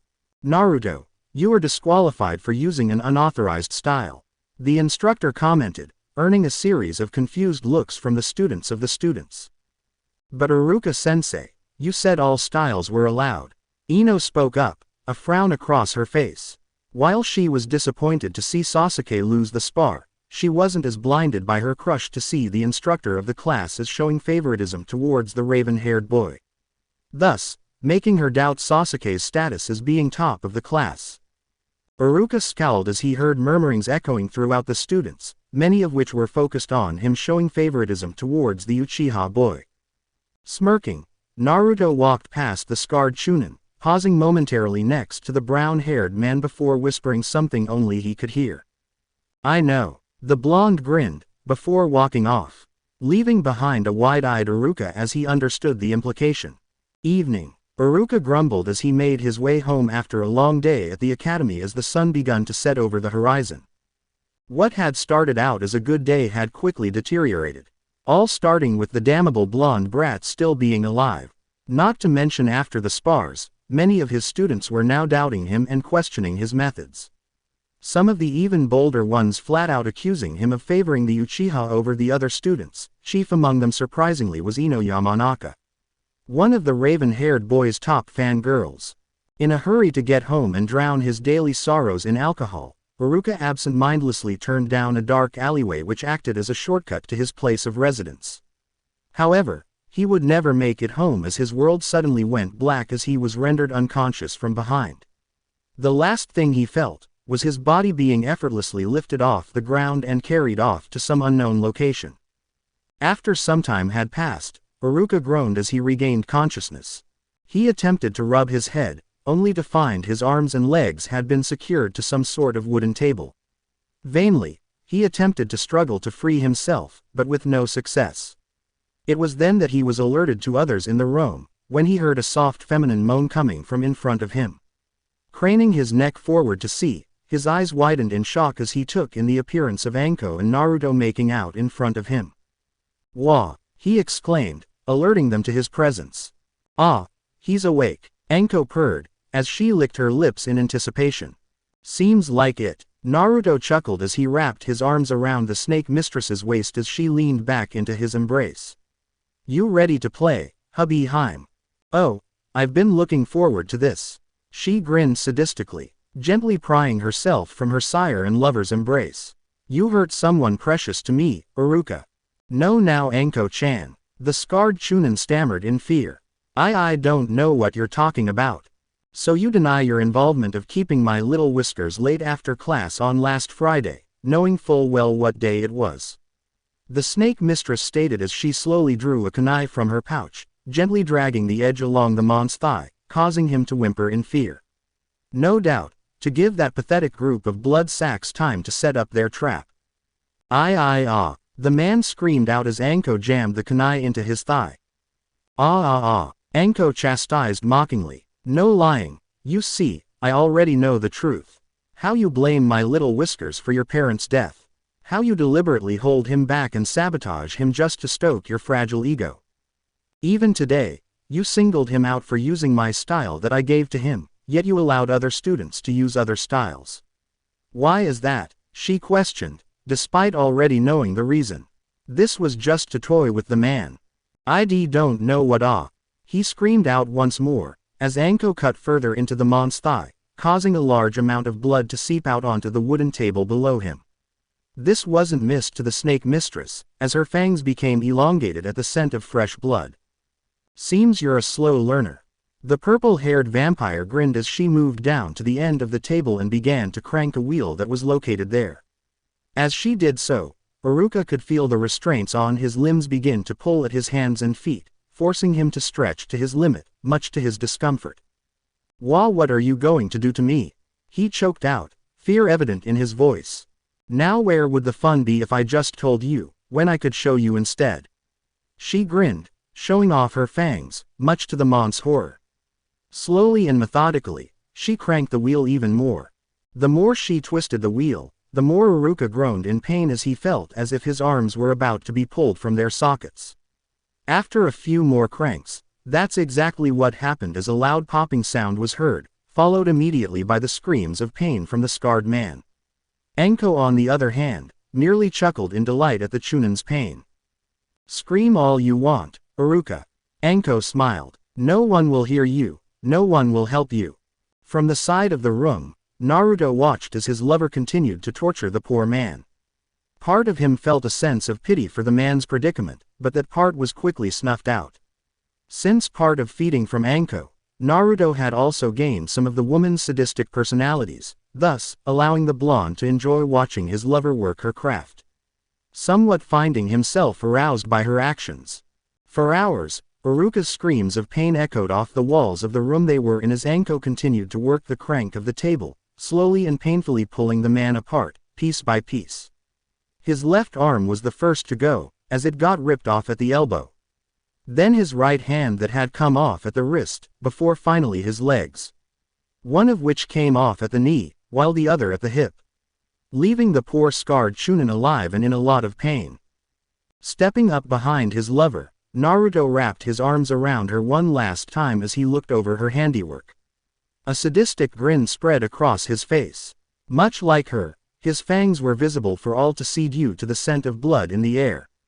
Though both vampires had refrained from feeding from the man, feeling as though his blood was contaminated by his own ignorance. "I'm afraid you are no longer fit for duty, Iruka-sensei." The blonde snarled, spitting out the mon's supposed title with venom. As he did so, Naruto ripped the kunai out of the mon's severed leg, before slitting Iruka's throat. Watching with a sadistic satisfaction as the life drained from the mon's eyes. I wonder who is going to replace him. Anko mused with a chuckle as the two left the room, leaving behind the dismembered body of Iruka.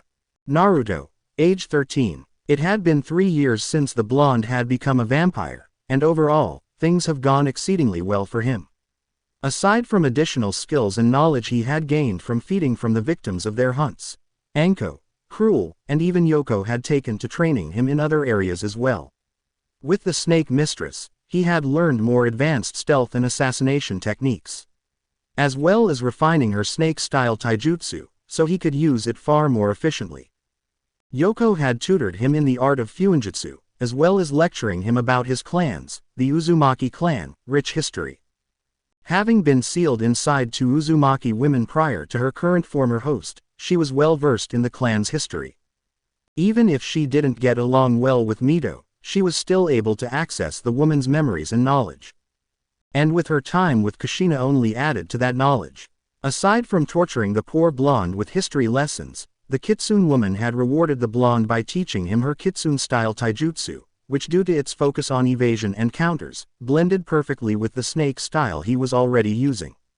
But the most useful technique she had taught him was the shadow clone jutsu, and upon learning the secret behind the technique, he abused the hell out of it to expedite his training.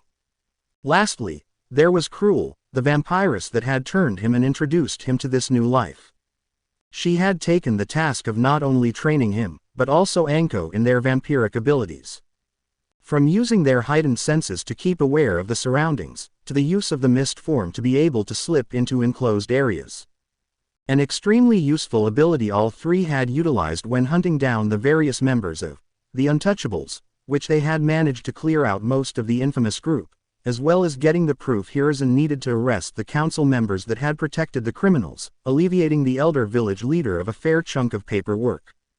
Though it had raised some questions among the 3 elder council members as to how the old Fire Shadow acquired such evidence, since there had been no missions on or off the books regarding any corruption within the council. Now, the blonde vampire found himself leaning against a tree within the academy grounds as he pondered all that had happened the past 3 years. First and foremost was Iruka's sudden disappearance, which had caused a mild panic within the classroom as speculations flew through the air. Everything from the man betraying the village, to him having a gay lover in Iwagakure, which only made the blonde vampire chuckle at how ludicrous the theory sounded. The scarred Chunin would have no doubt rendered any date he had to sleep with his boring and bland personality. True, he had promised the old man that he wouldn't actively seek out revenge against those that had wronged him, however Anko made no such promise. Naruto was pleasantly surprised to see one Yugao Azuki, otherwise known as Anbuneko as Anko had informed him, had replaced the man as instructor. Though the blonde could venture to guess that her tenure as an academy instructor was merely a cover for something else. No way the old man would waste such a skilled kunoichi for something as mundane as teaching a bunch of students. He would have to wait and see. Though one good thing about her assignment to the class was that Mizuki had been unable to sabotage him any further, allowing him to rise up the ranks of the class so that he was now neck and neck with Sasuke in being the Rookie of the Year, not that he cared for such a title. Aside from that, he had noticed two other noteworthy occurrences within the classroom revolving around two aspiring kunoichi in the forms of Ino Yamanaka and Hinata Hyuga. He had noticed that the blonde Yamanaka heiress had taken an interest in him after his change. Slowly moving away from being a Uchiha fangirl. Though she still continued the rivalry she had with Sakura, it was clear to the blonde vampire that she was merely going through the motions and that her heart wasn't in it anymore. On sparse occasions, the two would converse with one another, though these social interactions would generally leave the blonde girl with even more questions than she came with. Still, he had managed to get her to stop dieting, using his friend and lover Anko as an example. Knowing that the young Yamanaka was familiar with the snake mistress, since her father worked with the Tokubetsu Jonin in the T&I department and had met a handful of times when Anko had to deliver something personally for Inoichi to look over. Hinata, on the other hand, had slightly distanced herself from him. While she still followed him around, something the blonde vampire found amusing, it was no longer out of admiration, but rather inquisitive in nature. As if she were trying to figure him out. She still spoke with him, though their conversations tended to be reserved only for greetings and short, to the point, correspondence. Naruto-kun. A gentle voice broke him from his musings. Turning, he was greeted by the sight of the beautiful Kitsune woman, under an illusion so as not to attract any unwanted attention. Yoko-chan, while it is always a pleasure to see you. The blonde vampire stated, causing the red-headed woman to blush slightly at the compliment. What are you doing here? Wordlessly, the Kitsune woman produced a small bottle, no bigger than 8 ounces, filled with a thick red liquid, making the young vampire's fangs twitch in anticipation. Cruel-chan had requested I deliver this to you, she stated as she handed him the bottle of crimson fluid. It's from her. Thank you, Yoko-chan. Naruto smiled as he uncorked the bottle and allowed the thick crimson fluid to travel down his throat, quenching a hidden thirst. Upon emptying the bottle, he handed it back to the woman. He had to admit, as much as he loved feeding from live prey, Cruel-chan's blood was by far the best he had ever tasted. Being so rich and sweet to the taste. Oi Dobi, a voice called out off to the side of the two, prompting them to turn to face the owner of the voice. A feral-looking boy around Naruto's age, with a white puppy on his head. A perverted look on his face as he eyed the red-headed woman up and down, taking in all of her curves. Who's the babe? Who she is no concern of yours, Kibbles. Naruto stated with a slight growl in his voice as he stood up from his sitting position. Placing himself between Kiba and the Kitsune woman.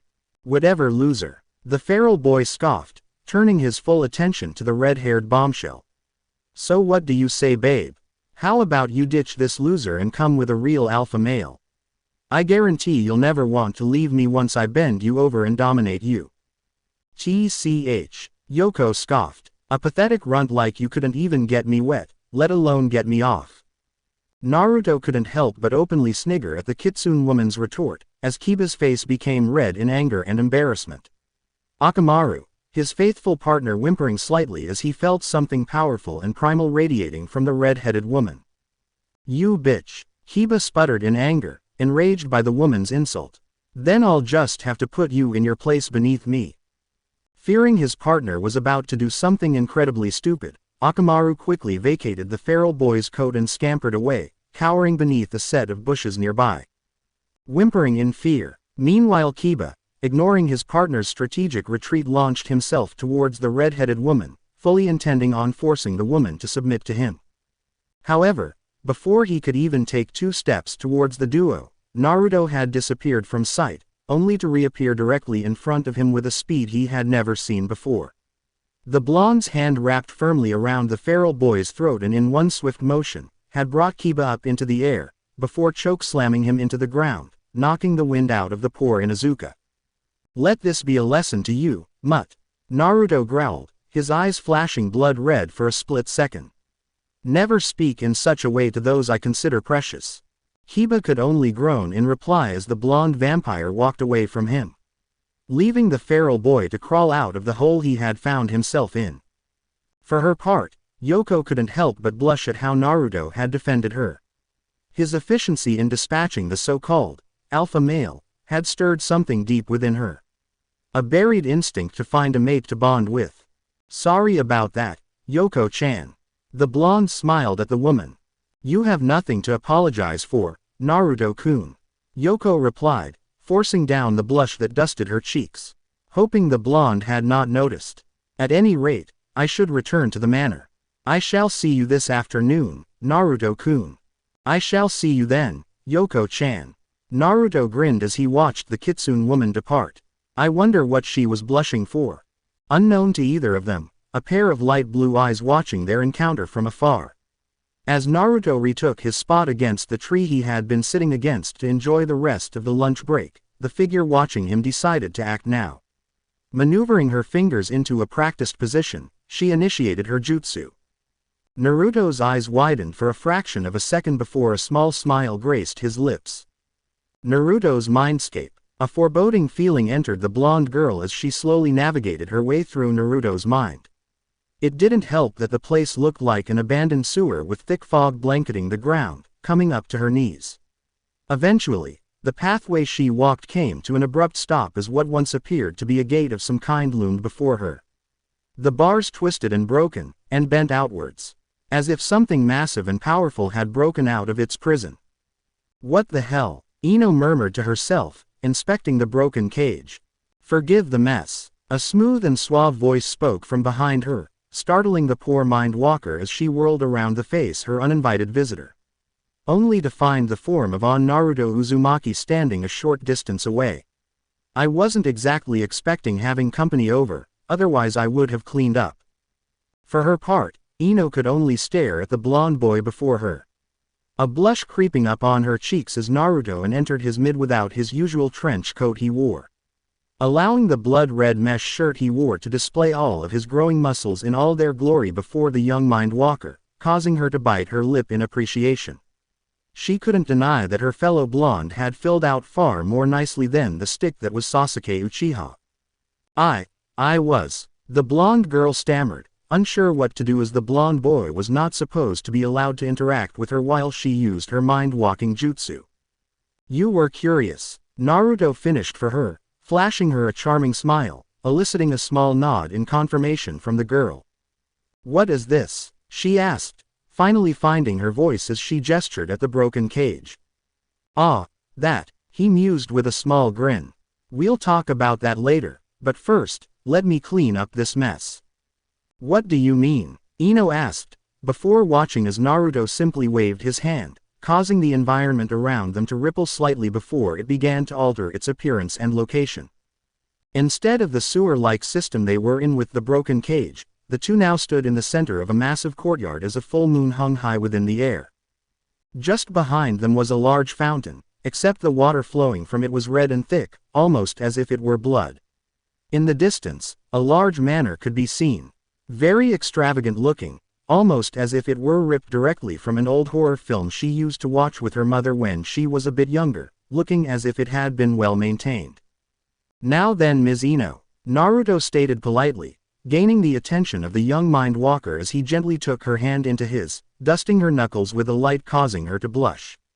How about we meet up later this evening to discuss this, say around 6. Are you asking me out on a date, mister?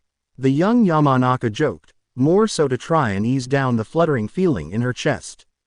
It could be if you want it to be, my dear. He replied smoothly, causing the blush on Ino's cheeks to darken. See you in class, Ino-chan. Without giving her time to reply, the blonde boy faded away. She then noticed the environment around her beginning to fade into a white light, signifying she being ejected from the boy's mind.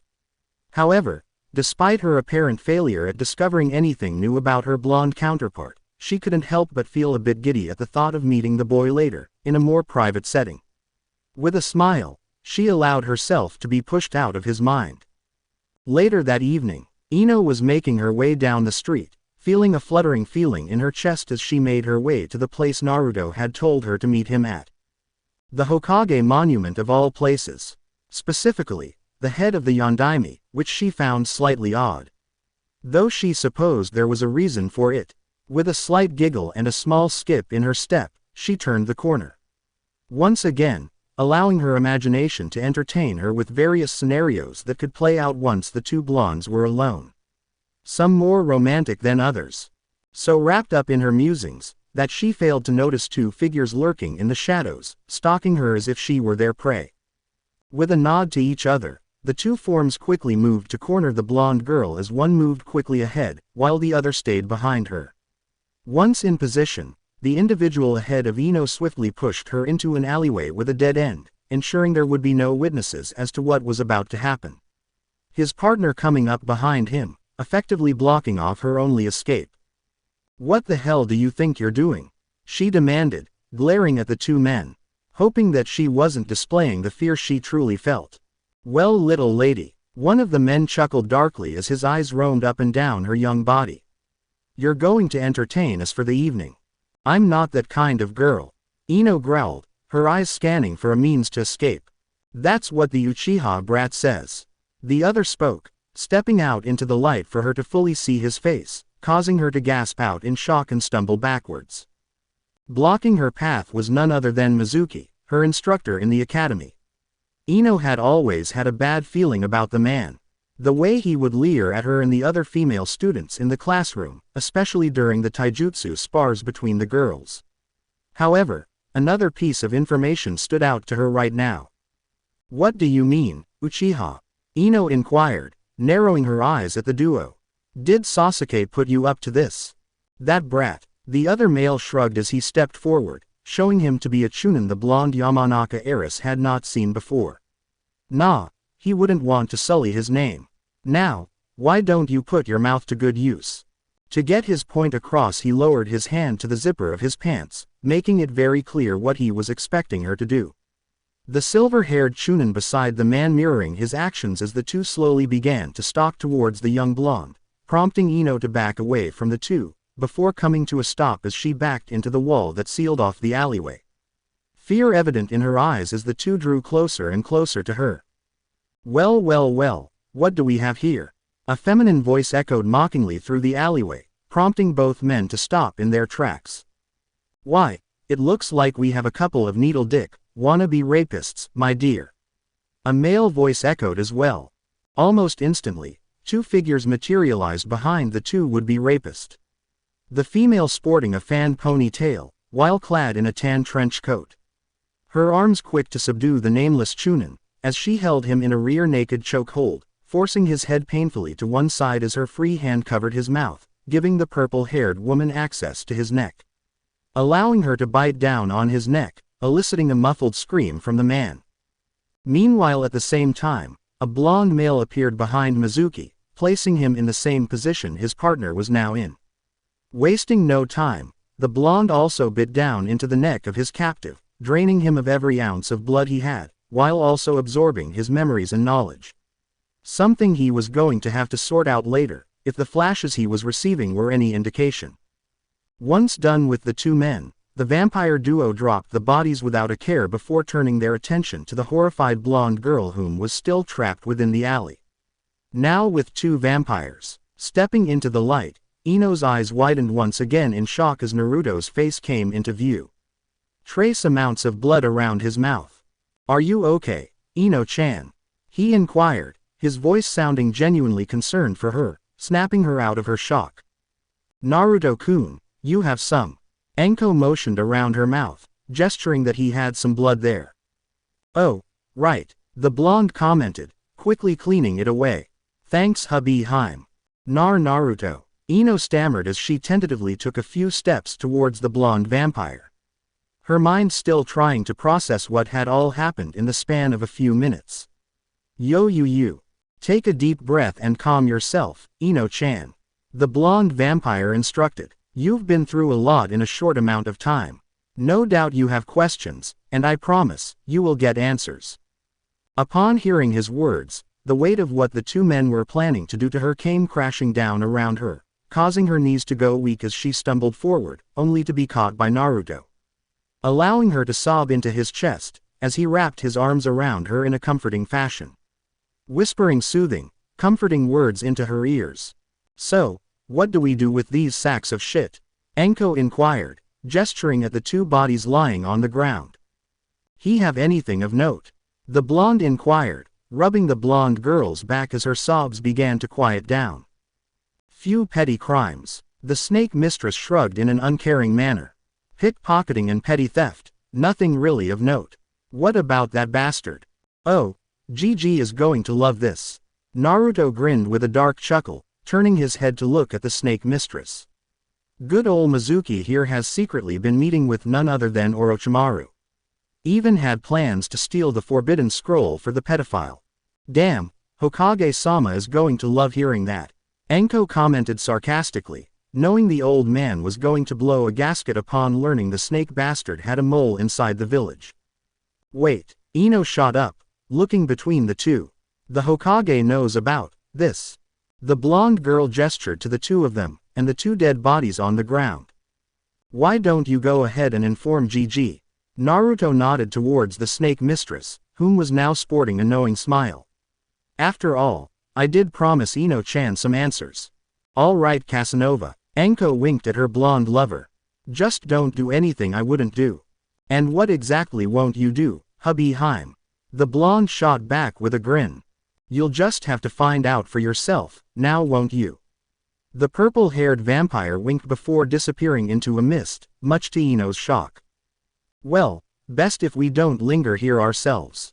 Naruto commented before tightening his hold on the young Yamanaka. Before she could question what he was doing, she felt a cold wave wash over her as the world around her seemed to dissolve into nothing before everything became a blur of movement for her. Hokage Monument, a few minutes later. So, you and Anko-san, huh? Ino commented, breaking the silence that hung between the two of them since they had arrived at their current location. Yeah, Naruto chuckled, rubbing the back of his head.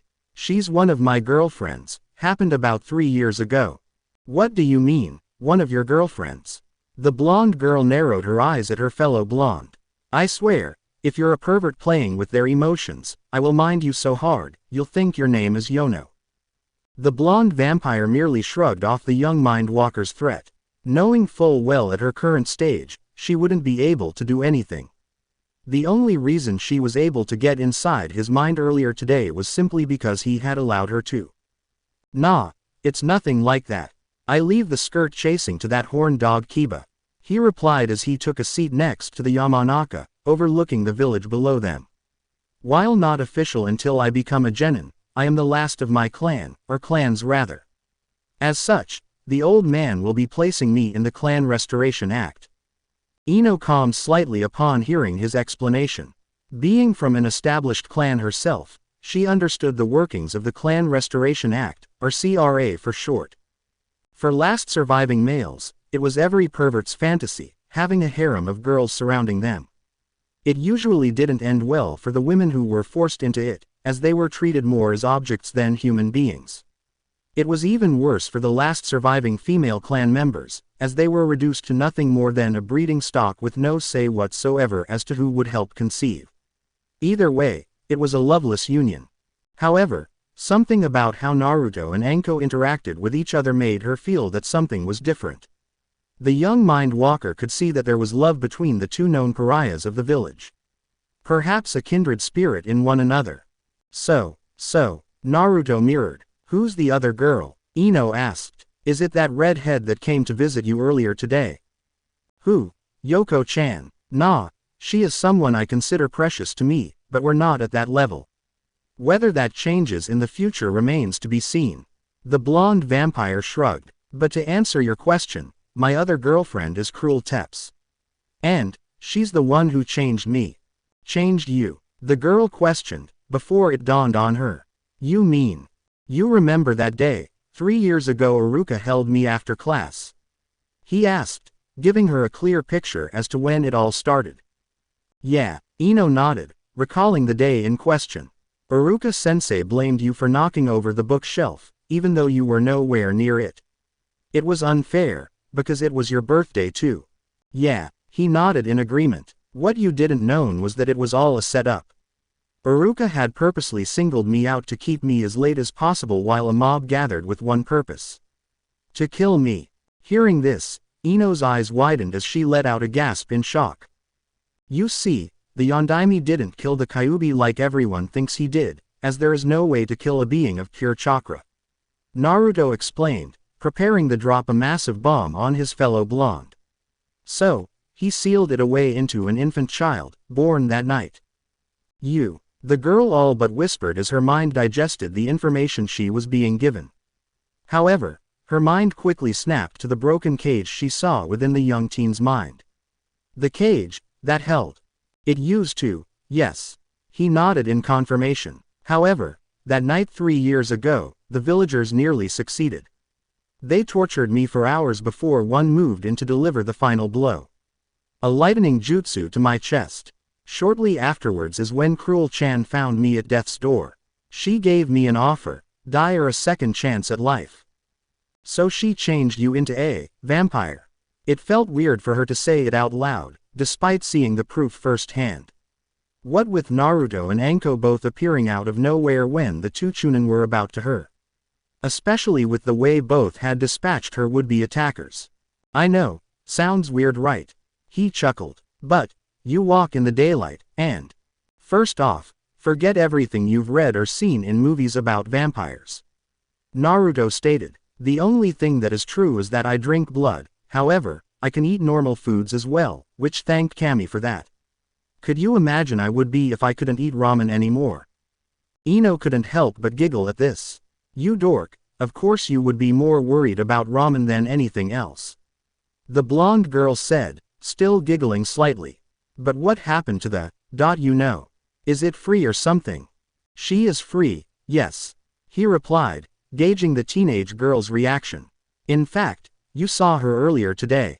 For a moment, Ino narrowed her eyes before they shot open to comical proportions.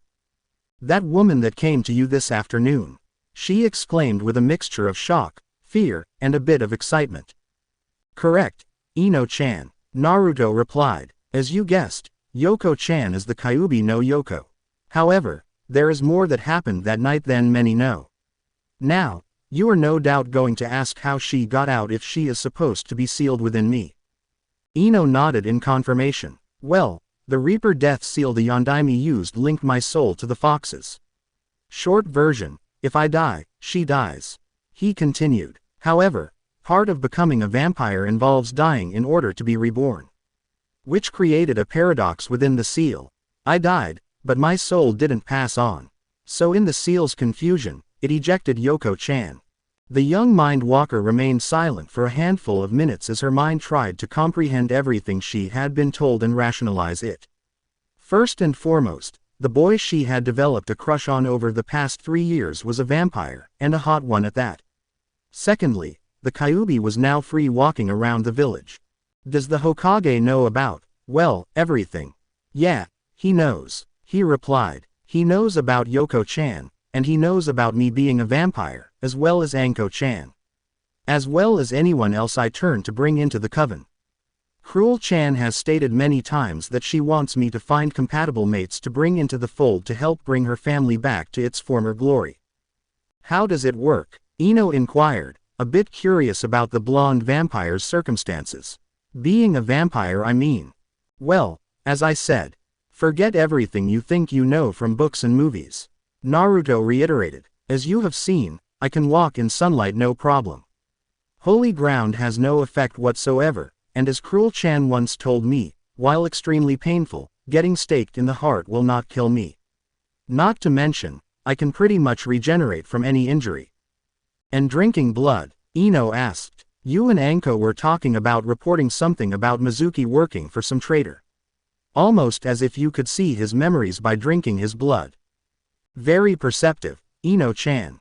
He smiled, causing her to blush at the compliment. Yes, by drinking someone's blood, I gain glimpses into the person's memories. If they are shinobi, I can also learn their techniques, so to speak. And early on, I had problems taking on the person's personality for a short amount of time. Anko-chan had a blast when I adopted her personality for a few hours after I turned her. Ino was quiet as she stared off over the village as night had fallen over it. Mulling over what she had just been told about her fellow blonde drinking blood, and the perks of doing so. She had developed a bit of a fascination with blood a few years ago, when her father had the great idea to take her where he had worked one day, hoping to give her an insight to what he did within the T&I building. However, she was more focused on watching Ibiki and Anko work on a capture spy. Hard to believe that even then, the young snake mistress was a vampire then. Can you turn me?" she finally asked, prompting Naruto to raise an eyebrow at her question. "What about Sasuke?" he inquired. "Thought you were competing with Sakura for his heart." Ino could only snort at this, though she did only have herself to blame for continuing to put up the act. If only for her rival's sake. "I could care less about the limp dick asshole," she huffed. "I only continued that charade to push forehead along. In truth, I kind of had a crush on, well, you." For his part, Naruto was a little taken aback by her confession. While he knew the young mind walker had become curious of him, he was unaware that it had developed into an actual crush. Peering over at the blonde girl, he could make out a light blush adorning her cheeks. "You are aware that in order to change you, I would have to drink from you and bring you to the Shinigami's doorstep. As such, I would learn your clan's techniques that you know," he explained. One thing he knew about the Yamanaka heiress, was that once she had made up her mind about something, there was no changing it. "After which, you will have to consume my blood, willingly given," he finished. "Is it painful?" she asked, turning to face him. "Well, I couldn't really tell you. Had a hole in my chest with Cruel-chan changed me," he chuckled dryly. "As for Anko-chan, unsure since she is a bit of a masochist herself. However, there is one last thing you should know." "What's that?" "If I turn you, you will become one of my mates," the blonde vampire stated. Without a word, Ino turned to face him, removing her hair from the side of her neck closest to him. It was an unspoken invitation. Nodding slightly, he reached out and drew her into his warm embrace, bringing their faces mere centimeters apart, allowing cerulean to meet light blue, before he leaned in and captured her lips in a tender, prompting the young mind walker to close her eyes and moan softly into the. Leaving her lips, he trailed soft S along her jawline and neck before stopping and giving one last before he sunk his fangs into her neck, allowing her crimson life blood to flow into his throat. As he did so, flashes of memories of her various confrontations with Sakura over Sasuke to the gradual shifting of her attention towards himself. Feeling her starting to go limp and cold, he released her neck and moved back to her face, seeing her eyes barely open with only a faint flicker of life within them. Biting the inside of his cheek to draw blood, he captured her lips once more, pushing his blood down into her throat. Watching as she swallowed it. Picking her up, bridal style, Naruto disappeared into the night with the Yamanaka heiress in his arms. Though as he did so, one thought passed through his mind. "Shit, Inoichi is going to kill me when he finds out." Hokage Tower, day of graduation. I request Sasuke Uchiha, Sakura Haruno, and Naruto Uzumaki as candidates of Team 7. The cycloptic Jonin stated, not looking up from his orange book. Hiruzen couldn't help but frown at the silver-haired Jonin's request. Team 7 is infamous of being comprised of the two top genin and the dead last of the class. The elder village leader pointed out. Since Naruto had claimed the title of Rookie of the Year, whilst Sasuke was the runner-up for the title, much to the Uchiha's frustration. Sakura had just barely edged out Ino for the spot of Kunoichi of the Year. "Is there any particular reason why you are requesting 3 of the top students for your team, Jonin Hatake?" "As a matter of fact, there is Hokage-sama," Kakashi replied, closing his book to give the elder man his full attention. "First and foremost, as the only Sharingan user within the village, I am the only one qualified to train Sasuke when he awakens his own. After he does unlock his own Sharingan, there will no limit to what the boy could learn. As for the Haruno girl, she is essentially a blank slate as she has in her book smarts, she can literally become anything she sets her mind to. Be it a genjutsu specialist or a medic. As for Naruto, as the last surviving student of Sensei, I owe it to his memory to take care of the boy." Hiruzen mulled over what the masked Jonin's explanation. Unable to find any deceit in the monk's words, though he still had an uneasy feeling. Still, with the extra training and instruction the boy had already received from Cruel, Anko, and even the Kyuubi herself, he was sure the young vampire would be able to take care of himself regardless of almost any threat that came his way. Not to mention the boy's other means of acquiring new abilities. I will take your request under consideration, Jonin Hitaki. The elder man finally answered, before turning to the other potential Jonin sensei. Now, Kurenai Yuhi. I, Kurenai Yuhi, request Hinata Hyuga, Naruto Uzumaki, and Shino Aburame as candidates for Team 8. The Genjutsu mistress stated, earning a glare from Kakashi. This team combination would make for a great tracking and assault team, with Hinata and Shino supplying the means for tracking, while Naruto could be the powerhouse of the team. Not to mention with his latest academic scores, Naruto could also offer a strategic mind to the team. Hiruzen could only smile softly at the freshly promoted Jonin.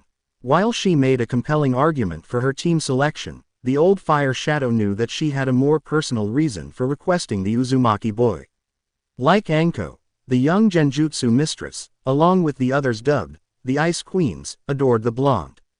Though he was fairly certain that the only Ice Queen that was aware of Naruto's current status was Anko herself, for obvious reasons. You make a very compelling argument for your team, Jonin Yuhi. He replied, taking a puff from his wooden pipe. Like Jonin Hitaki, I will take your request into consideration. If I may, why don't you take Kiba Inuzuka for your team? Kakashi offered, hoping to sway the woman away from Naruto. His clan's taijutsu style will make him an excellent assault member for your team, and if I recall correctly, he is quite smitten with the Hyuga girl. Perhaps you should consider the Inuzuka for your own team, Hitaki. Kurenai retorted, as you seem to be focusing on a pure assault team anyways. At least I am attempting to balance my team to be well-rounded. Don't kid yourself, Yuhi, everyone knows the only reason you want the boy is due to your personal attachment to him. Kakashi shot back, narrowing his exposed eye at the woman. Says the man who flat out said the only reason you want Naruto is due to your connection to your late sensei. The ruby-eyed woman rebutted. What is your plan for training him? So far, you've only given a detailed plan for the Uchiha. What of the Haruno girl? It seems the only one you are truly interested in training from your team is the Uchiha boy. You would do well to keep silent about matters you know nothing of, Yuhi. The masked Jonin glared. I owe it to Obito's sacrifice to train Sasuke, and I owe it to Minato-sensei's memory to take care of the Uzumaki boy. Enough, Hiruzen exclaimed, having heard enough of the two arguing over Naruto. Sorry, Hokage-sama, the ruby-eyed woman stated with a slight bow before casting a glare at the masked pervert. Now then, Asuma, the elder man turned to his son. Well, seeing as the Uzumaki brat is in such high demand. The bearded Jonin began with a slight chuckle. I'll go with reforming the Ino-Shika-Cho combination with their kids. Why fix what's not broken, right? Very well, I will take all of your requests into consideration. Hiruzen stated, eyeing each Jonin in the room. You will have my decision within the hour, you are dismissed. Both Kakashi and Kurenai cast each other a piercing glare before exiting the room, something that was not missed by the other occupants, causing the elder village leader to let out a sigh in exasperation. Good luck, Pops, Asuma chuckled before he departed out the door, leaving the aging Fire Shadow alone to look over the files of each the graduating members and genin hopefuls. In the corner of the room, a purple bat perched on the ceiling, had witnessed the entire exchange. With a small squeak, it disappeared in a plume of smoke. Academy, classroom. Pale eyes swept across the classroom of graduates as the Hyuga heiress awaited for the pair of oddities to arrive. 6 months ago, Hinata had noticed both Naruto and Ino had begun to arrive nearly at the same time every morning, before going their separate ways. While the Hyuga heiress could simply mark it up as a coincidence of the two running into each other while on the way to the academy, it was not a coincidence that the young Yamanaka's chakra signature had changed drastically. What was once a pale light blue energy that ebbed and flowed through her body, was now a dark, blood-red color, with wisps of black flowing outwards. Heavy and dense, almost inhuman. Hinata wasn't the only one to notice the change in the young Yamanaka. A few rows down from where the Hyuga heiress was seated, was a pink-haired girl and former best friend, and now former rival for the last Uchiha's heart, Sakura Haruno. Just like the Hyuga, the Pinkett had noticed shifts in her rival's mannerisms, as well as her posture and body language when she entered the classroom. Not to mention the girl's changes in how she associated with her fellow blonde. She couldn't put her finger on it, but Sakura knew that something had changed her former best friend. Especially over the last few months as the blonde-haired girl and slowly stopped competing with her for the Uchiha's attention. When Sakura had confronted her about it, Ino had merely shrugged her shoulders and stated that she had decided to focus more on her future career as a kunoichi, rather than chase after a boy. Leaving the Pinkett speechless at the proclamation. Sakura, however, was cut from her musing as the individual in question had entered the classroom, prompting the Pinkett to look towards the doorway. Without paying any heed to the numerous boys that had turned their attention towards her, Ino had quickly and quietly made her way to her seat, and as usual, Naruto had entered the classroom mere seconds behind her, causing the Pinkett to frown. Sakura had noticed that the blonde Yamanaka had become more cordial to her fellow blonde over the months, which only served to feed the jealousy rising up within her. It had been 3 years since that morning. 3 years since the whiskered blonde had ceased pestering her for dates, leaving a sense of emptiness to linger within her. "Why do I smell blood?" The voice of Kiba sounded, catching the girl's attention as the feral boy sniffed the air curiously before slowly turning towards the blonde Yamanaka girl, eyeing her cautiously. "And why is it coming from you? Told you we shouldn't have stopped for a bite to eat." The whiskered vampire commented with a slight laugh, through the mental link he now shared with his fellow blonde. An ability created thanks to the knowledge he had received from Ino when he turned her, which had only expanded as the newly turned vampire had delved deeper into her clan's jutsu library. "Oh, bite me, I was hungry and that asshole had it coming." Ino scoffed in return. "Besides, it's your fault anyways for not taking me on last night's hunt." "I believe I have bitten you already, my dear," Naruto retorted with a grin. "As for last night, your father was quite vigilante in his guard. I do recall him muttering something about a boy stealing his princess away." Ino could only mentally groan at her overprotective father. Of course, she couldn't deny that she was partially to blame for his reinvigorated vigil to preserve his little princess's innocence, since she had let it slip that she was truly interested in a boy, hoping to ease her father into the idea before she formally introduced him to Naruto. And now, her plan to ease her father into her having a boyfriend had cost her a night of hunting and delicious, fresh blood. "Kiba is still waiting for an answer, my little vampiress," Naruto reminded her, since she had been silent for a handful of seconds since Kiba's nose had pointed out the scent of blood coming from the blonde girl. "Hey, watch this," she replied with a sinister grin before she turned her attention back to the Inuzuka boy. "You had best keep your nose to yourself, mutt," growled the blonde vampiress, "and out of personal matters that do not concern you." Upon hearing the insinuation, Kiba quickly paled and backed away. Memories of his old sister beating him mercilessly when he had asked a similar question just a few years back, while his mother laughed up a storm at his cluelessness, not lifting a finger to save him from his embarrassed older sister. Something about needing to learn when and when not to open his mouth. Sorry. The Inuzuka boy quickly apologized before retreating to his assigned seat, much to the amusement of a whiskered blonde, whom shot an approving look towards his blonde counterpart. "All right," a commanding voice sounded throughout the classroom, prompting all the graduates to cease their activities and turn their attention to their sensei for the past 3 years, Yugao Azuki. "Get to your assigned seats so that we can go over team assignments." Instantly, all chatter had ceased and each of the graduates were seated in their assigned seats, awaiting for the purple-haired woman to announce which teams they were to be placed on. Some, like Sakura, were silently praying to be paired with her destined love, while others were more concerned with how troublesome it was going to be in the future. First off, Yugao began, once the class had settled. "I would like to congratulate all of you for your accomplishments and announce this year's Rookie and Kunoichi of the Year." The former Anbu captain allowed silence to hang in the air for a brief moment, allowing the excitement and tension to build up. "The Rookie of the Year is Naruto Uzumaki. As expected, hardly anyone applauded the whiskered blonde's achievement, with the exception of Ino, Shino, Shikamaru, and Choji. However, the young vampire didn't care, merely giving a bow in respect to Yugao, and politely thanking her. And this year's Kunoichi of the year goes to Ino Yamanaka. Congratulations to the both of you. Now, from this day forward, you are no longer mere students, but full-fledged shinobi of Konohagakure. Each of you will be divided into a 3-man cell, a team. Each team will be monitored by a Jonin sensei, who will coach, guide, and instruct you as you become familiar with your various assignments.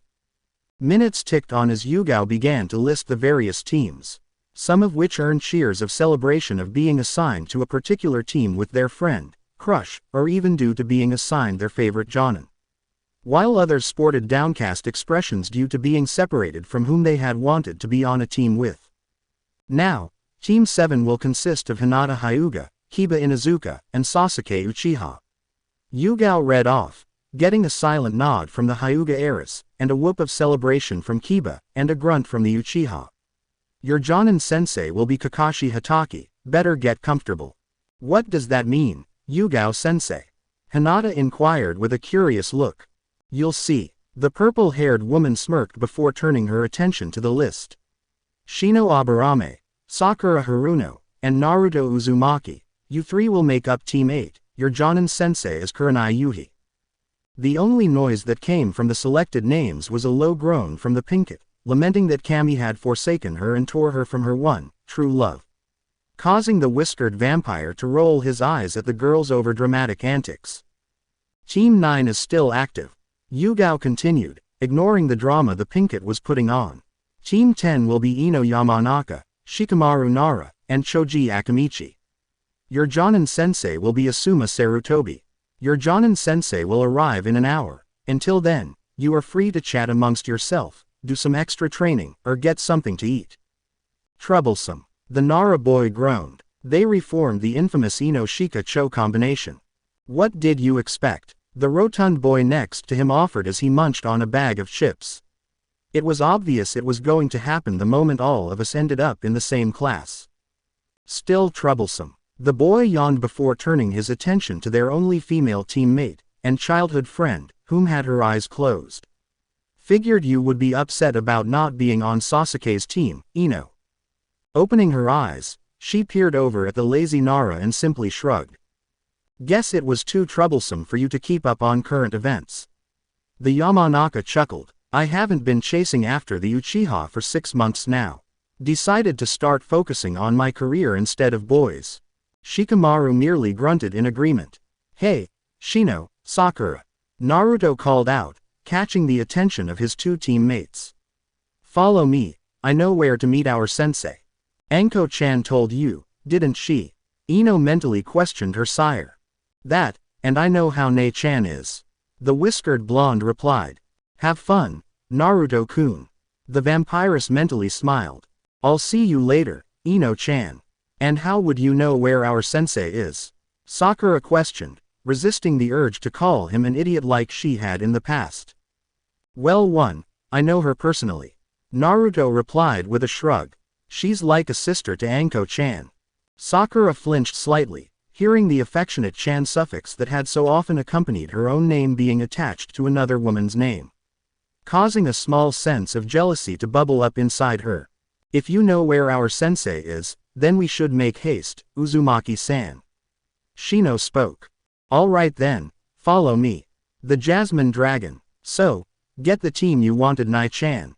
The snake mistress inquired, as she took a sip from her cup of tea. Got 2 out of the 3 I wanted. Kurenai sighed. Hatake got Hinata. Suppose Hokage-sama had to make some sort of compromise. However, I have to say that I am not as disappointed as I thought I would be.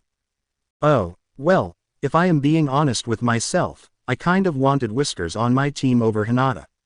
The Genjutsu mistress admitted with a grin as she used the snake mistress's nickname for the whiskered blonde. I knew I never should have told you all my nickname for him. That's my name for him. Anko stated before she thought of something. But why would you want Naruto-kun over Hinata? Wasn't she like a surrogate daughter to you? She's changed. Kurenai sighed, putting her teacup down on the table. Over the past 3 years, she has become more distant, and while not exactly cold, she seems to be more isolated now, refusing to let anyone in. Something happened 3 years ago that caused this, but she won't say what. Anko remained silent as she pondered what the Genjutsu mistress had said about the Hyuga heiress. 3 years ago was also when Naruto was attacked on that fateful night, and as a result, was changed into the vampire he was today, which ultimately led to her being changed as well. Could the shy little wallflower have witnessed the attack on Naruto? The snake mistress narrowed her eyes in contemplation. The only thing I had managed to get from her one of the rare few times I could get her to talk, was that she was looking for answers about someone, but refused to say who. Kurenai continued, unaware of her friend's train of thought. Yup, she witnessed what happened that night. Anko thought to herself, but how much did she see? Guess I am going to have to find out. Suppose I should go meet my team. The Genjutsu mistress stated as she moved to get up. Don't want to develop a certain bad habit from a certain lazy, perverted jonin. However, before Kurenai could leave, she was stopped by the snake mistress whom was sporting a knowing grin as she held up her left hand, showing a small snake wrapped around it, hissing into the young woman's ear. Allowing the implications to set in, regardless if they were true or not. Actually, they are on their way here, she replied, earning a raised eyebrow from the ruby-eyed woman. Using your snakes to spy on them. The ruby-eyed woman lightly chastised, merely shaking her head at her friend's antics. I always keep tabs on where my Whisker-kun is. Anko teased. And here they are. Upon saying that, 3 freshly graduated genin rounded the corner with Naruto in the lead, his black trench coat flowing in his wake, exposing the interior crimson-red lining. Behind the blonde vampire was Shino, whose face was barely visible through his oversized trench coat and sunglasses that hid his eyes. Pulling up the rear, was a sullen Sakura Haruno, silently lamenting not being on the same team as her precious, Sasuke-kun.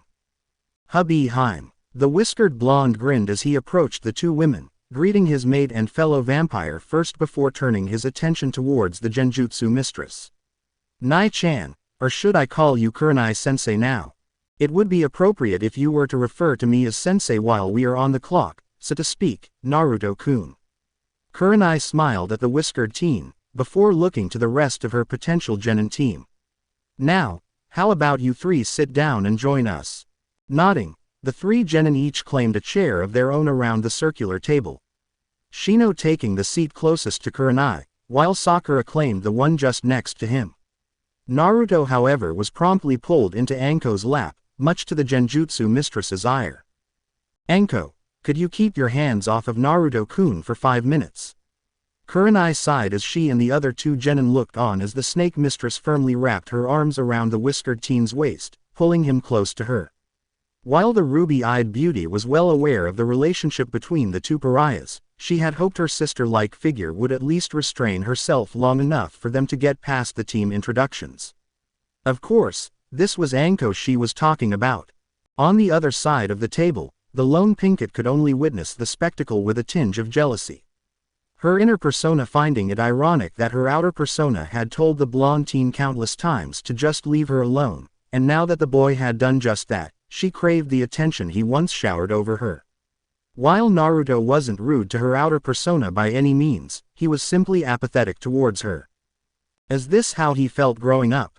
Sakura pondered, well aware of how isolated Naruto's childhood was. Her mother had encouraged her to become friends with the boy, but she had fallen in with the rest of the crowd and ignored her mother's advice. I suppose we should continue on with our team introductions, before Anko violates my student. Kurenai relented, seeing there was no way to stop the snake mistress. Guess I'll start off first. My name is Kurenai Yuhi. The ruby-eyed woman began. I like Genjutsu, my sister in all but blood Anko, even if she does act a little eccentric at times. This earned the snake mistress sticking her tongue out at Kurenai. Anyways, as for the things I dislike, I abhor perverts and rapists. I also don't like those that think women are inferior to men and are only good for bearing children, and lastly, those that don't respect the art and true strength of Genjutsu. As for my dreams, I hope to someday meet the right man to start a family with, and pass down my title as Genjutsu mistress to my daughter. I thought you were dating Asuma, Nai-chan. Anko inquired with a raised brow. Didn't work out, Kurenai sighed. While I was planning for a future with kids and marriage, he only wanted to have fun. Though, at least he was upfront about it and didn't try to string me along like other guys have tried to do. Anyways, moving on, why don't you introduce yourself, Anko, since I know you are going to be hanging around my team on your downtime. Don't try to deny it, hubby Haim. Naruto commented, earning a pout from the purple-haired woman. Fine, I am the and sensual Anko Mitarashi. Anko began, purring the last part into Naruto's ear while giving it a lick, causing a shiver to run up the whiskered vampire's spine. Also causing Kurenai's eye to twitch. My likes are Naruto-kun here, Cruel-chan, blood, and the screams of pain and agony from my playmates in the T&I department. Not to mention, you love the thrill of the hunt. Naruto added mentally, earning a silent chuckle from the snake mistress. As for my dislikes, well, that is no small list. But at the top is traitors, rapists, and ignorant fools. My dreams, well, I am looking forward to killing Pedo Maru slowly and painfully, before starting a family with my Naruto-kun here. Silence hung over the group for a handful of seconds as each of them, minus Naruto, gawked at the snake mistress. A little unsettled by her blatant love of blood and torturing people. However, what stuck out to the Pinkett was how Anko's dream of building a family with Naruto. Is this why he's been ignoring me? Sakura mused with a small frown. Because he started going out with her. Moving on, Kurenai coughed, snapping the Pinkett out of her musings. You're up, Naruto. All right, the whiskered vampire grinned, leaning back into the snake mistress. My name is Naruto Uzumaki. My likes are my hubby Haim, Cruel-chan, and learning new techniques. There was an underlying implication, which Anko had caught right away, prompting her to chuckle silently to herself, since the main way Naruto learned new techniques was from feeding from various shinobi and such whom were affiliated with the so-called untouchables. My hobbies include training, pulling pranks on various well-deserved victims, reading, and gardening. He smiled as he saw the shocked look wash across the various members of his team, as none would have thought the once hyperactive blonde would have such a hobby as gardening. My dislikes are perverts, rapists, traitors, those that are too arrogant, and a certain masked bastard. He continued with a scowl as he thought of the bastard that drove the lightning jutsu into his chest that night 3 years ago. As for my dreams, I simply aim to become a shinobi my parents would be proud of and start a large family and restore my clans. What do you mean clans? Sakura inquired with a confused expression on her face as she gazed at the blonde across the table from her. The old man is probably going to announce it after our team is official, so you'll have to wait for then. All I know is that it's going to be entertaining to watch. Naruto grinned before turning to the bug user on the team. I believe it's your turn, Shino-san. Very well, my name is Shino Aburame. Shino began in his monotone voice. My likes are bugs, my clan. My hobbies include reading, studying my clan's jutsus and bug hunting.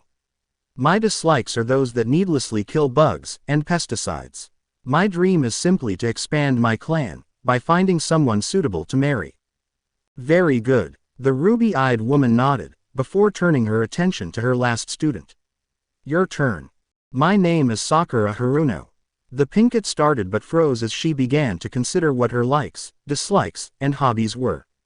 Her initial reaction was to proclaim her love for her Sasuke-kun, but that thought died in her throat. With her rival no longer competing against her for the Uchiha's heart, her victory, if she could call it that, felt hollow. Especially considering the desired prize had shown absolutely no interest. My likes are reading, mostly romance novels and reading about Iryo jutsus. My dislikes are, well, I guess I don't really have any now that I think about it. Which was true, she couldn't honestly say she didn't like Naruto anymore, since he had adhered to her wish and had completely left her alone for the past 3 years. While Ino had ceased her pursuit of the Uchiha just over 6 months ago, so she had no reason to dislike Ino either. My hobbies are hosting tea ceremonies, and flower pressing. My dreams, I don't know yet, she finished with a small frown. It seems since Ino-chan officially stopped chasing after the Tem, Sakura doesn't know what to do with her life anymore. Naruto mused through his mental link to Anko. Not surprising, since she put the prick above everything. The snake mistress replied to her lover.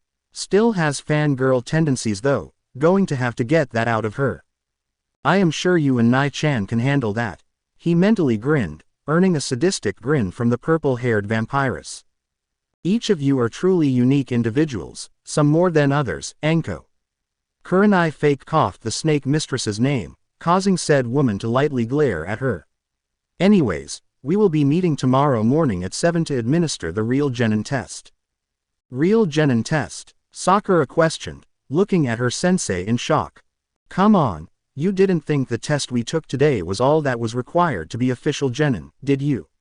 Naruto inquired. If it were that easy, we would have not only the largest shinobi force in the elemental nations, we would also have the highest mortality rate as well, due to too many undertrained genin with false ideals of what it is to be a shinobi. Naruto-kun is right, the genjutsu mistress stated. The exam at the academy was just to see who had the potential. The real test begins tomorrow. Training ground 8, don't be late and be sure to eat a good breakfast. Saying her piece, Kurenai disappeared in a flurry of sakura petals, leaving the 3 genin and snake mistress alone. One by one, the 3 members that made up Team 8 slowly went their own ways, until it was only Naruto and Anko remaining. Though it was clear the Sakura had wanted to lag behind, hoping to get some answers to her questions, though had opted to save it for tomorrow morning. Well, suppose I should get back to the T&I building, before Ibiki throws a fit. Anko sighed, not really wanting to get up, but she had her duty to fulfill. Oh, before I forget, keep an eye on that Hyuga girl. She may have witnessed what happened that night. Naruto nodded, understanding the implications of what was said. Explains why she keeps me at a distance now. The whiskered vampire mused before turning his attention back to his mate. Try to behave, will you, Anko-chan, and if you're a good girl, I'll take you out hunting tonight. Are you implying I am not a good girl? She grinned, pressing her body into him with a saucy grin. Naruto merely smirked as he captured her lips with his own, allowing his blood to flow into her mouth from a cut from his tongue that he had freshly done. As the crimson fluid touched her throat, the snake mistress let out a pleasurable moan. Seconds passed before the two separated, a glazed look in the woman's eyes. See you tonight, my hubby Haim. Naruto smiled, earning a grunt in confirmation. Wordlessly, both vampires disappeared into a cloud of mist, going their separate ways. Training Ground 13. Hatred burned in the exposed eye of one Kakashi Hatake as he glared down from his vantage point up in the trees at the training field below as the first member of the now official Team 8, or as Anko had dubbed it, Team Fangs, entered the training field. To the cycloptic Jonin, the blonde whiskered teen that had just arrived was a mockery to the memory of his late sensei. Even more so after his failed attempt to avenge his fallen mentor 3 years ago. He had hoped to remedy that failed attempt by playing at the elder village leader's heartstrings, and get the boy placed on his team. From there, he had various plans for the demon's demise. One such plan, he had visualized, was to use the Haruno girl's obsession over Sasuke, by holding the Uchiha at knife point in a mock hostage situation and order her to kill Naruto, and if she had actually followed orders, well, all the better in his eyes. Should that fail, and the girl not succeed or refused to follow the order, he would have simply orchestrated a training accident between the Uzumaki and Sasuke. Of course, after ensuring the blonde was significantly undertrained while giving the Uchiha access to numerous higher-ranking Kaiden jutsu, as that was the Uchiha's natural elemental affinity, with very few from the now nearly extinct clan having affinity to other elements. Hatake had also planned to use Sasuke's status of being the last loyal Uchiha, to avoid any consequences befalling him, unlike the Haruno girl, whom would have been stripped of her shinobi status and potentially imprisoned. Even if the girl's mother was on the civilian council. Lastly, if all else had failed, he would have ensured the boy's demise on their first mission outside the village. Either by allowing a bandit to deliver the final blow or even enemy shinobi to dispatch him, or do it himself away from the eyes of the other two and/or client, depending on what the mission would have been. However, All of his planning had been rendered moot, thanks to that red-eyed bitch. While Kakashi had taken into account that others, if only few in number, would show an interest for the blonde brat, he had disregarded them as a negligent factor, banking entirely too much on an emotional old man. Instead, Kurenai Yuhi, an up-and-coming Jonin Kunoichi, had derailed his entire scheme with a precise focus of logical assessments she had planned for her team as a whole, which admittedly, had made a far better case for her than he would have liked to admit. After the teams had been announced, Hitaki had attempted to coerce the famed Genjutsu mistress into swapping Kiba and Hinata for Naruto and Sakura, even attempting to goad her into it by dangling the Hyuga girl in front of her, as it was no secret that the ruby-eyed woman had viewed the girl as a daughter. However, much to the silver-haired Jonin's disdain, Kurenai had stood firm in her team. Kakashi had figured it had something to do with the snake whore that had constantly accompanied the team, and how said woman was constantly around the Uzumaki brat. "What are you doing here, Hitaki?" A voice broke him from his musing, prompting him to turn to face the person who had intruded upon his train of thoughts. "Anko," Kakashi replied evenly, as he peered at the snake mistress. While he had never thought highly of the woman before, due to her being the former apprentice of one Orochimaru of the Sannin, Konoha's biggest traitor to date since Madara Uchiha. Not to mention the fact that the woman had aggressively turned down any man that dared approach her, all for a brat that was 5 years her junior. However, in the past 3 years, he could feel a sort of dark and predatory aura rolling off of her with the faint scent of blood whenever she entered the same room he was in, or if she was within close proximity, as she was now, making him feel increasingly uneasy around her. "I swear to Kami, Hitaki," Anko hissed, "if this is another one of your piss-poor attempts to get Nai-chan to trade you Naruto-kun for that flea-ridden mud of a genin, I am going to rip that Sharingan out of your eye socket and shove it up your loving ass." Ma Anko-san, that's not nice to threaten a fellow Konoha shinobi with such unneeded violence. The masked man waved off in a relaxed fashion. "As for Uzumaki, I still feel he would benefit under me far more than Yuhi-san. Of course, in a village full of shinobi and kunoichi, you're the only one capable of training him." Anko scoffed as she leaned up against the tree trunk, the sarcasm in her voice evident. "You just don't know when to give up, do you?" "Of course not." Another voice spoke up behind the masked Jonin before Kakashi could respond, prompting him to spin around, only to be met by the whiskered teen he had just been observing. "After all, how can he get a second chance to kill me if I am not on his team?" Kakashi narrowed his eyes at the blonde vampire as Anko chortled from where she stood, which had only served to feed his anger further. "What's the matter, Hitaki-tem?" Naruto taunted with a grin. "Upset that Hokage GG put me out of your reach so you can't try and shove that lightning jutsu into my chest again. You should be dead and rotting in the Shinigami's stomach that night 3 years ago." Kakashi snarled out, since it was obvious Anko was clearly well aware of his attempt on the boy's life that night, 3 years ago. "The fact that you are still alive only proves that you are a demon. PFF, you clearly don't understand any Kekkei Genkai that isn't the Sharingan." Naruto scoffed. "Otherwise, if you were half the shinobi you claim to be, you would have known that the Uzumaki clan were known not only for their chakra chains, monstrous chakra reserves and stamina, but were also known to have unparalleled regenerative abilities.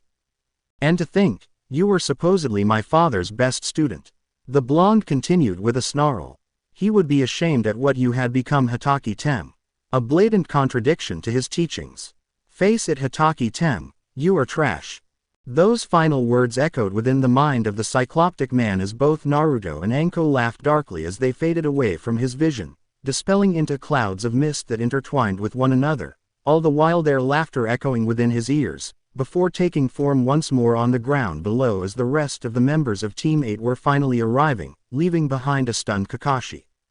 "How the hell does he know how to use a shunshin?"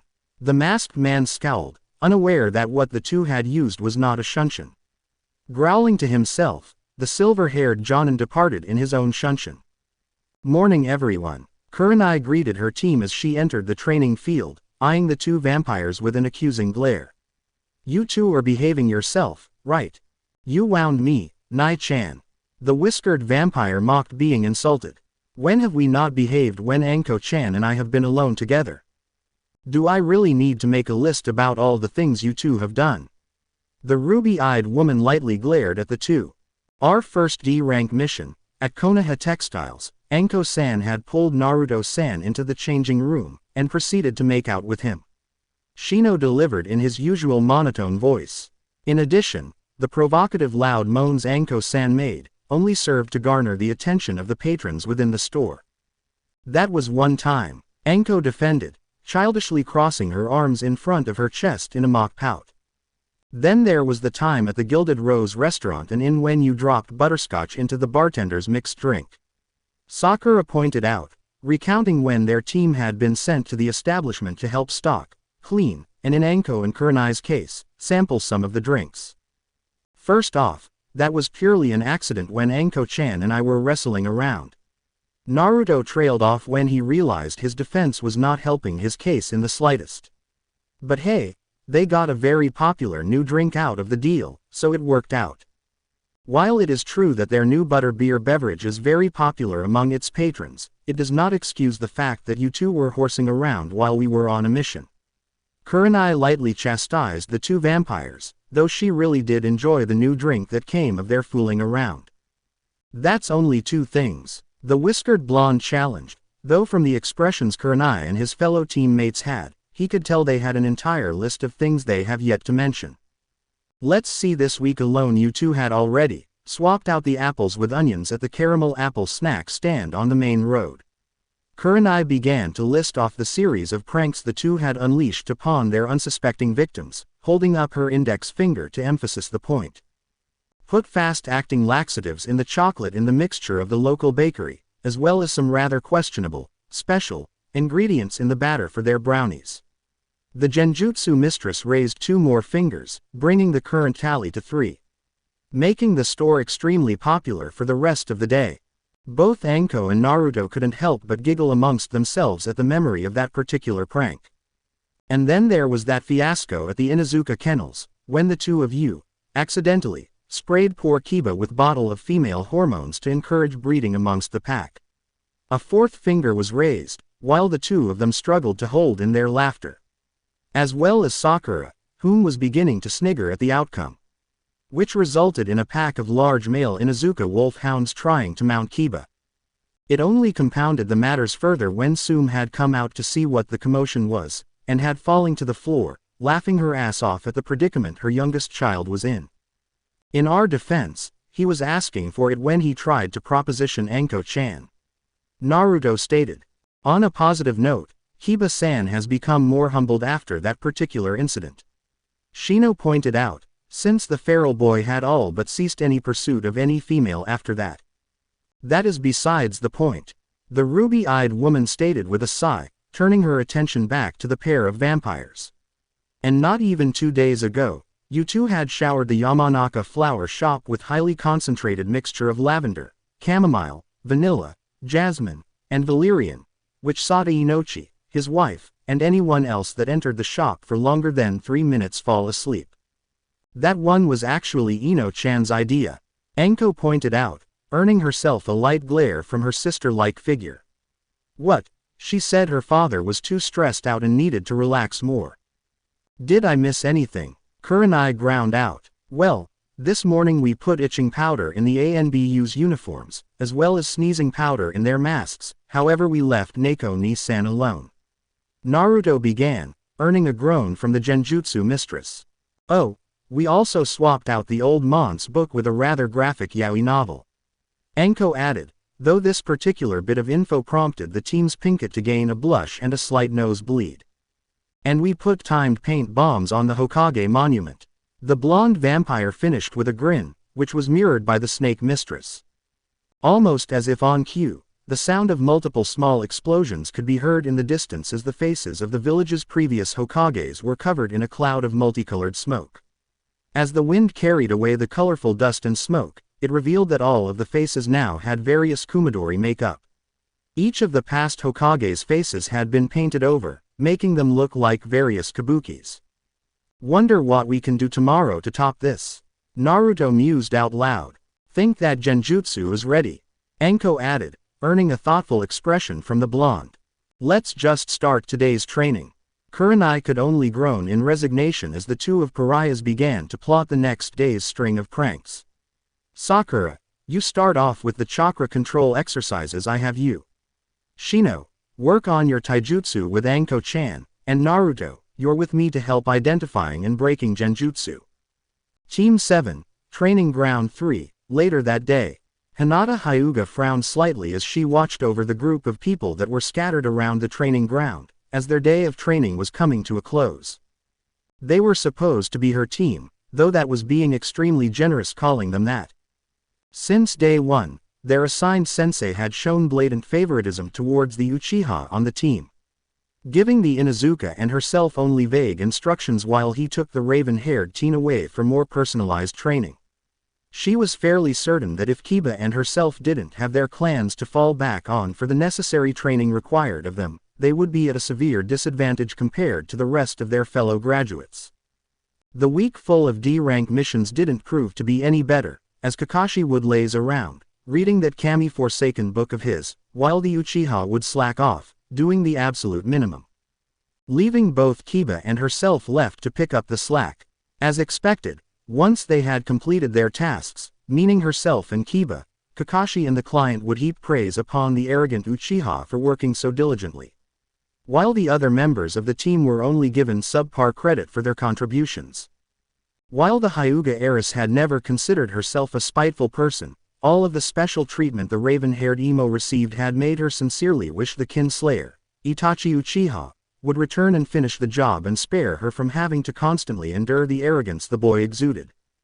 However, her desire to see the Uchiha clan completely wiped from the face of the elemental nations was not what was on her mind at the moment, well, at least not at the forefront of her thoughts. No, what had her attention now was her supposed sensei, Kakashi Hatake. For whatever reason the man had shown up even later than usual, much to the entire team's annoyance, one of the very few things all three of them could find a common ground on. To make matters even better, the masked Jonin seemed to be in a particularly upset mood when he had finally deemed it necessary to arrive. Foregoing his usual greeting and obnoxious excuse as to why he was late, he had immediately barked out instructions before disappearing with the Uchiha for the rest of their training duration. However, what plagued her mind at the moment about the masked Jonin was a lingering sense that she had seen him from somewhere before. Or rather, his hair to be more specific, as odd as it sounded. Though to be fair, it was one of his more identifiable physical features, aside from the way he covers his face. "All right, my cute little genin," Kakashi called out to them from his perch atop one of the posts. "That's it for today, report here at 6 in the morning tomorrow." So, would that be 6 our time, or his time? Both Kiba and Hinata thought at the same time. The Hyuga heiress didn't bother listening to the rest of what the silver-haired man had to say, knowing that it was just going to be the usual stuff, which namely consisted on him dismissing both Kiba and herself while he held Sasuke back for additional training. Kami did she hate this team, especially since it put her at odds with finding out just what the hell had happened to Naruto 3 years ago. Or to answer her burning question as to who was that person that had drove that lightning jutsu into his chest. He had something about doing it for his sensei, before he struck Naruto-kun with that jutsu. Hinata narrowed her eyes in thought. What did he mean by that? So far, the only thing she was able to deduce from what she saw that night was that the individual that had delivered the final blow was male, and no doubt, an extremely skilled shinobi, perhaps Jonin or even Anbu level. Admittedly, she probably could have had all her questions answered that very night, if she had just been brave enough to stick around for a few more minutes, instead of running off in fear when she had thought her pillar of light had been killed. Only for him to arrive at the academy the following Monday, completely healthy. Initially, she had been overjoyed that he was still alive. However, that joy had quickly turned to concern as she slowly began to realize that something inside him had changed. No longer did he wear that bright orange jumpsuit that she loved, namely because it made him easier for her to spot, nor did he have that same warmth he once possessed that had drawn her to him. Instead, there was an aura of allure that surrounded him, but it felt unnatural to her. So, she had backed off and observed from a distance. While she sat there musing, she felt an odd sensation that she was being watched. Her first instinct was to look amongst her team, only to see them still focusing on Kakashi, whom had oddly enough, opted to share some of his past experiences while on unclassified missions. Seeing that it wasn't any of them, she began to observe her surroundings, until she spotted a mop of rosy pink hair. Focusing in on the strange girl, she took note of her appearance. The most obvious was the rosy pink color of her hair that was partially done up into two pigtails held up by a pair of black headpieces, somewhat resembling the appearance of bat wings. Her clothing was also odd to the Hyuga girl, consisting of a black, frilly-style dress with a layer of white ruffles over black ruffles of the skirt. The preteen girl's top had a raindrop-shape opening at the top of her chest, just above her budding cleavage, with the straps of the top crisscrossing over each other and around the girl's neck to hold up the blouse. Her long, slender and pale arms exposed, showing off her flawless skin. Aside from her clothing, what Hinata found peculiar about the girl was her crimson-colored eyes. Crimson eyes that were staring right at her, causing her to shiver slightly. "Kakashi-sensei," Hinata ventured to speak up, not taking her eyes off the strange girl. "Who is that?"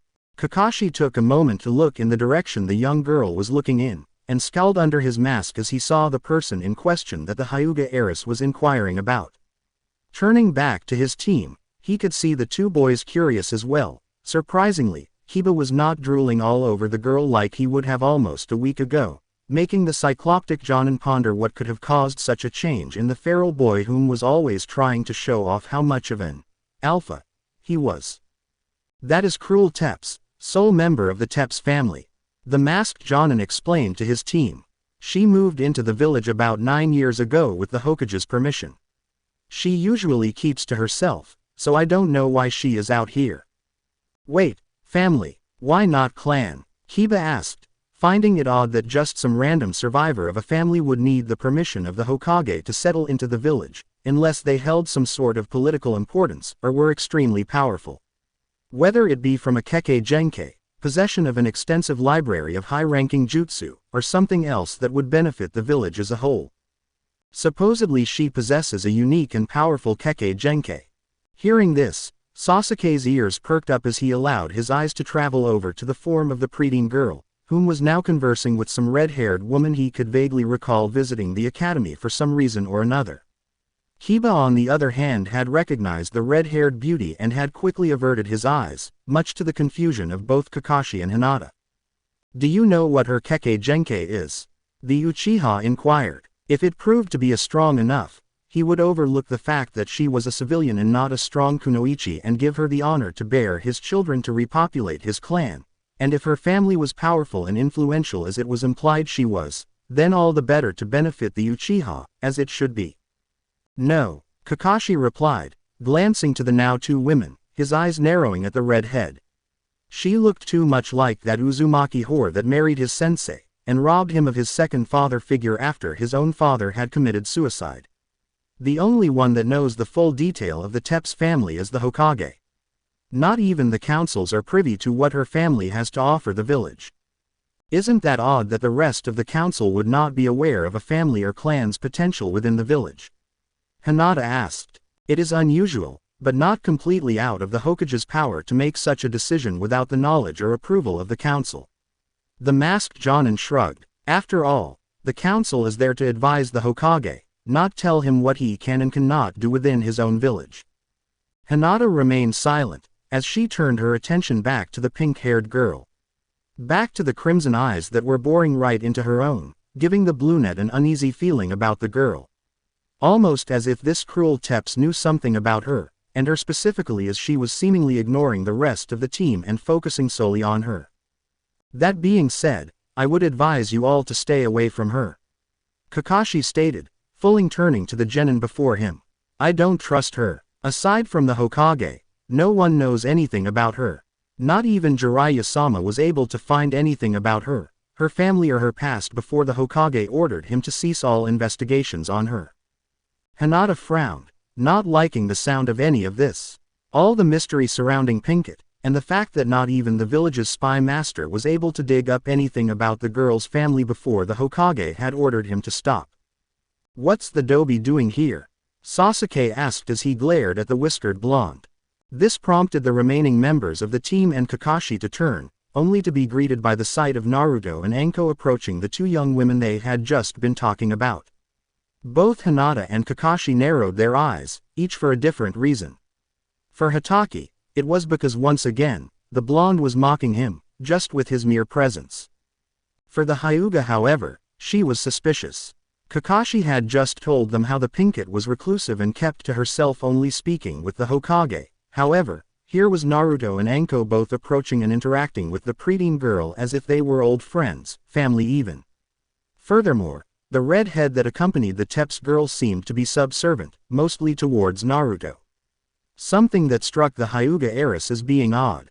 As she continued to observe the group, her eyes widened as she watched as Naruto reached out and caressed the Pinkett's cheek before leaning in and giving her a sensual, causing an old sense of jealousy to flare up within the Hyuga once more. Unconsciously, she had activated her Byakugan only to sharply take in a breath of air at what she saw. Each of their chakra signatures looked off. Naruto's remained to be the solid purple, though now his chakra had black wisps floating outwards, touching and licking the other chakra signatures near him. Almost as if they were bound to one another. Anko's, on the other hand, had become similar to Ino's, becoming a dark, crimson red with the same black wisps snaking around her signature, intertwining with the other black wisps exuding from the whiskered blonde. Furthermore, the parasitic chakra signature that had been located on the snake mistress's neck had completely vanished. The red head was an entirely different story.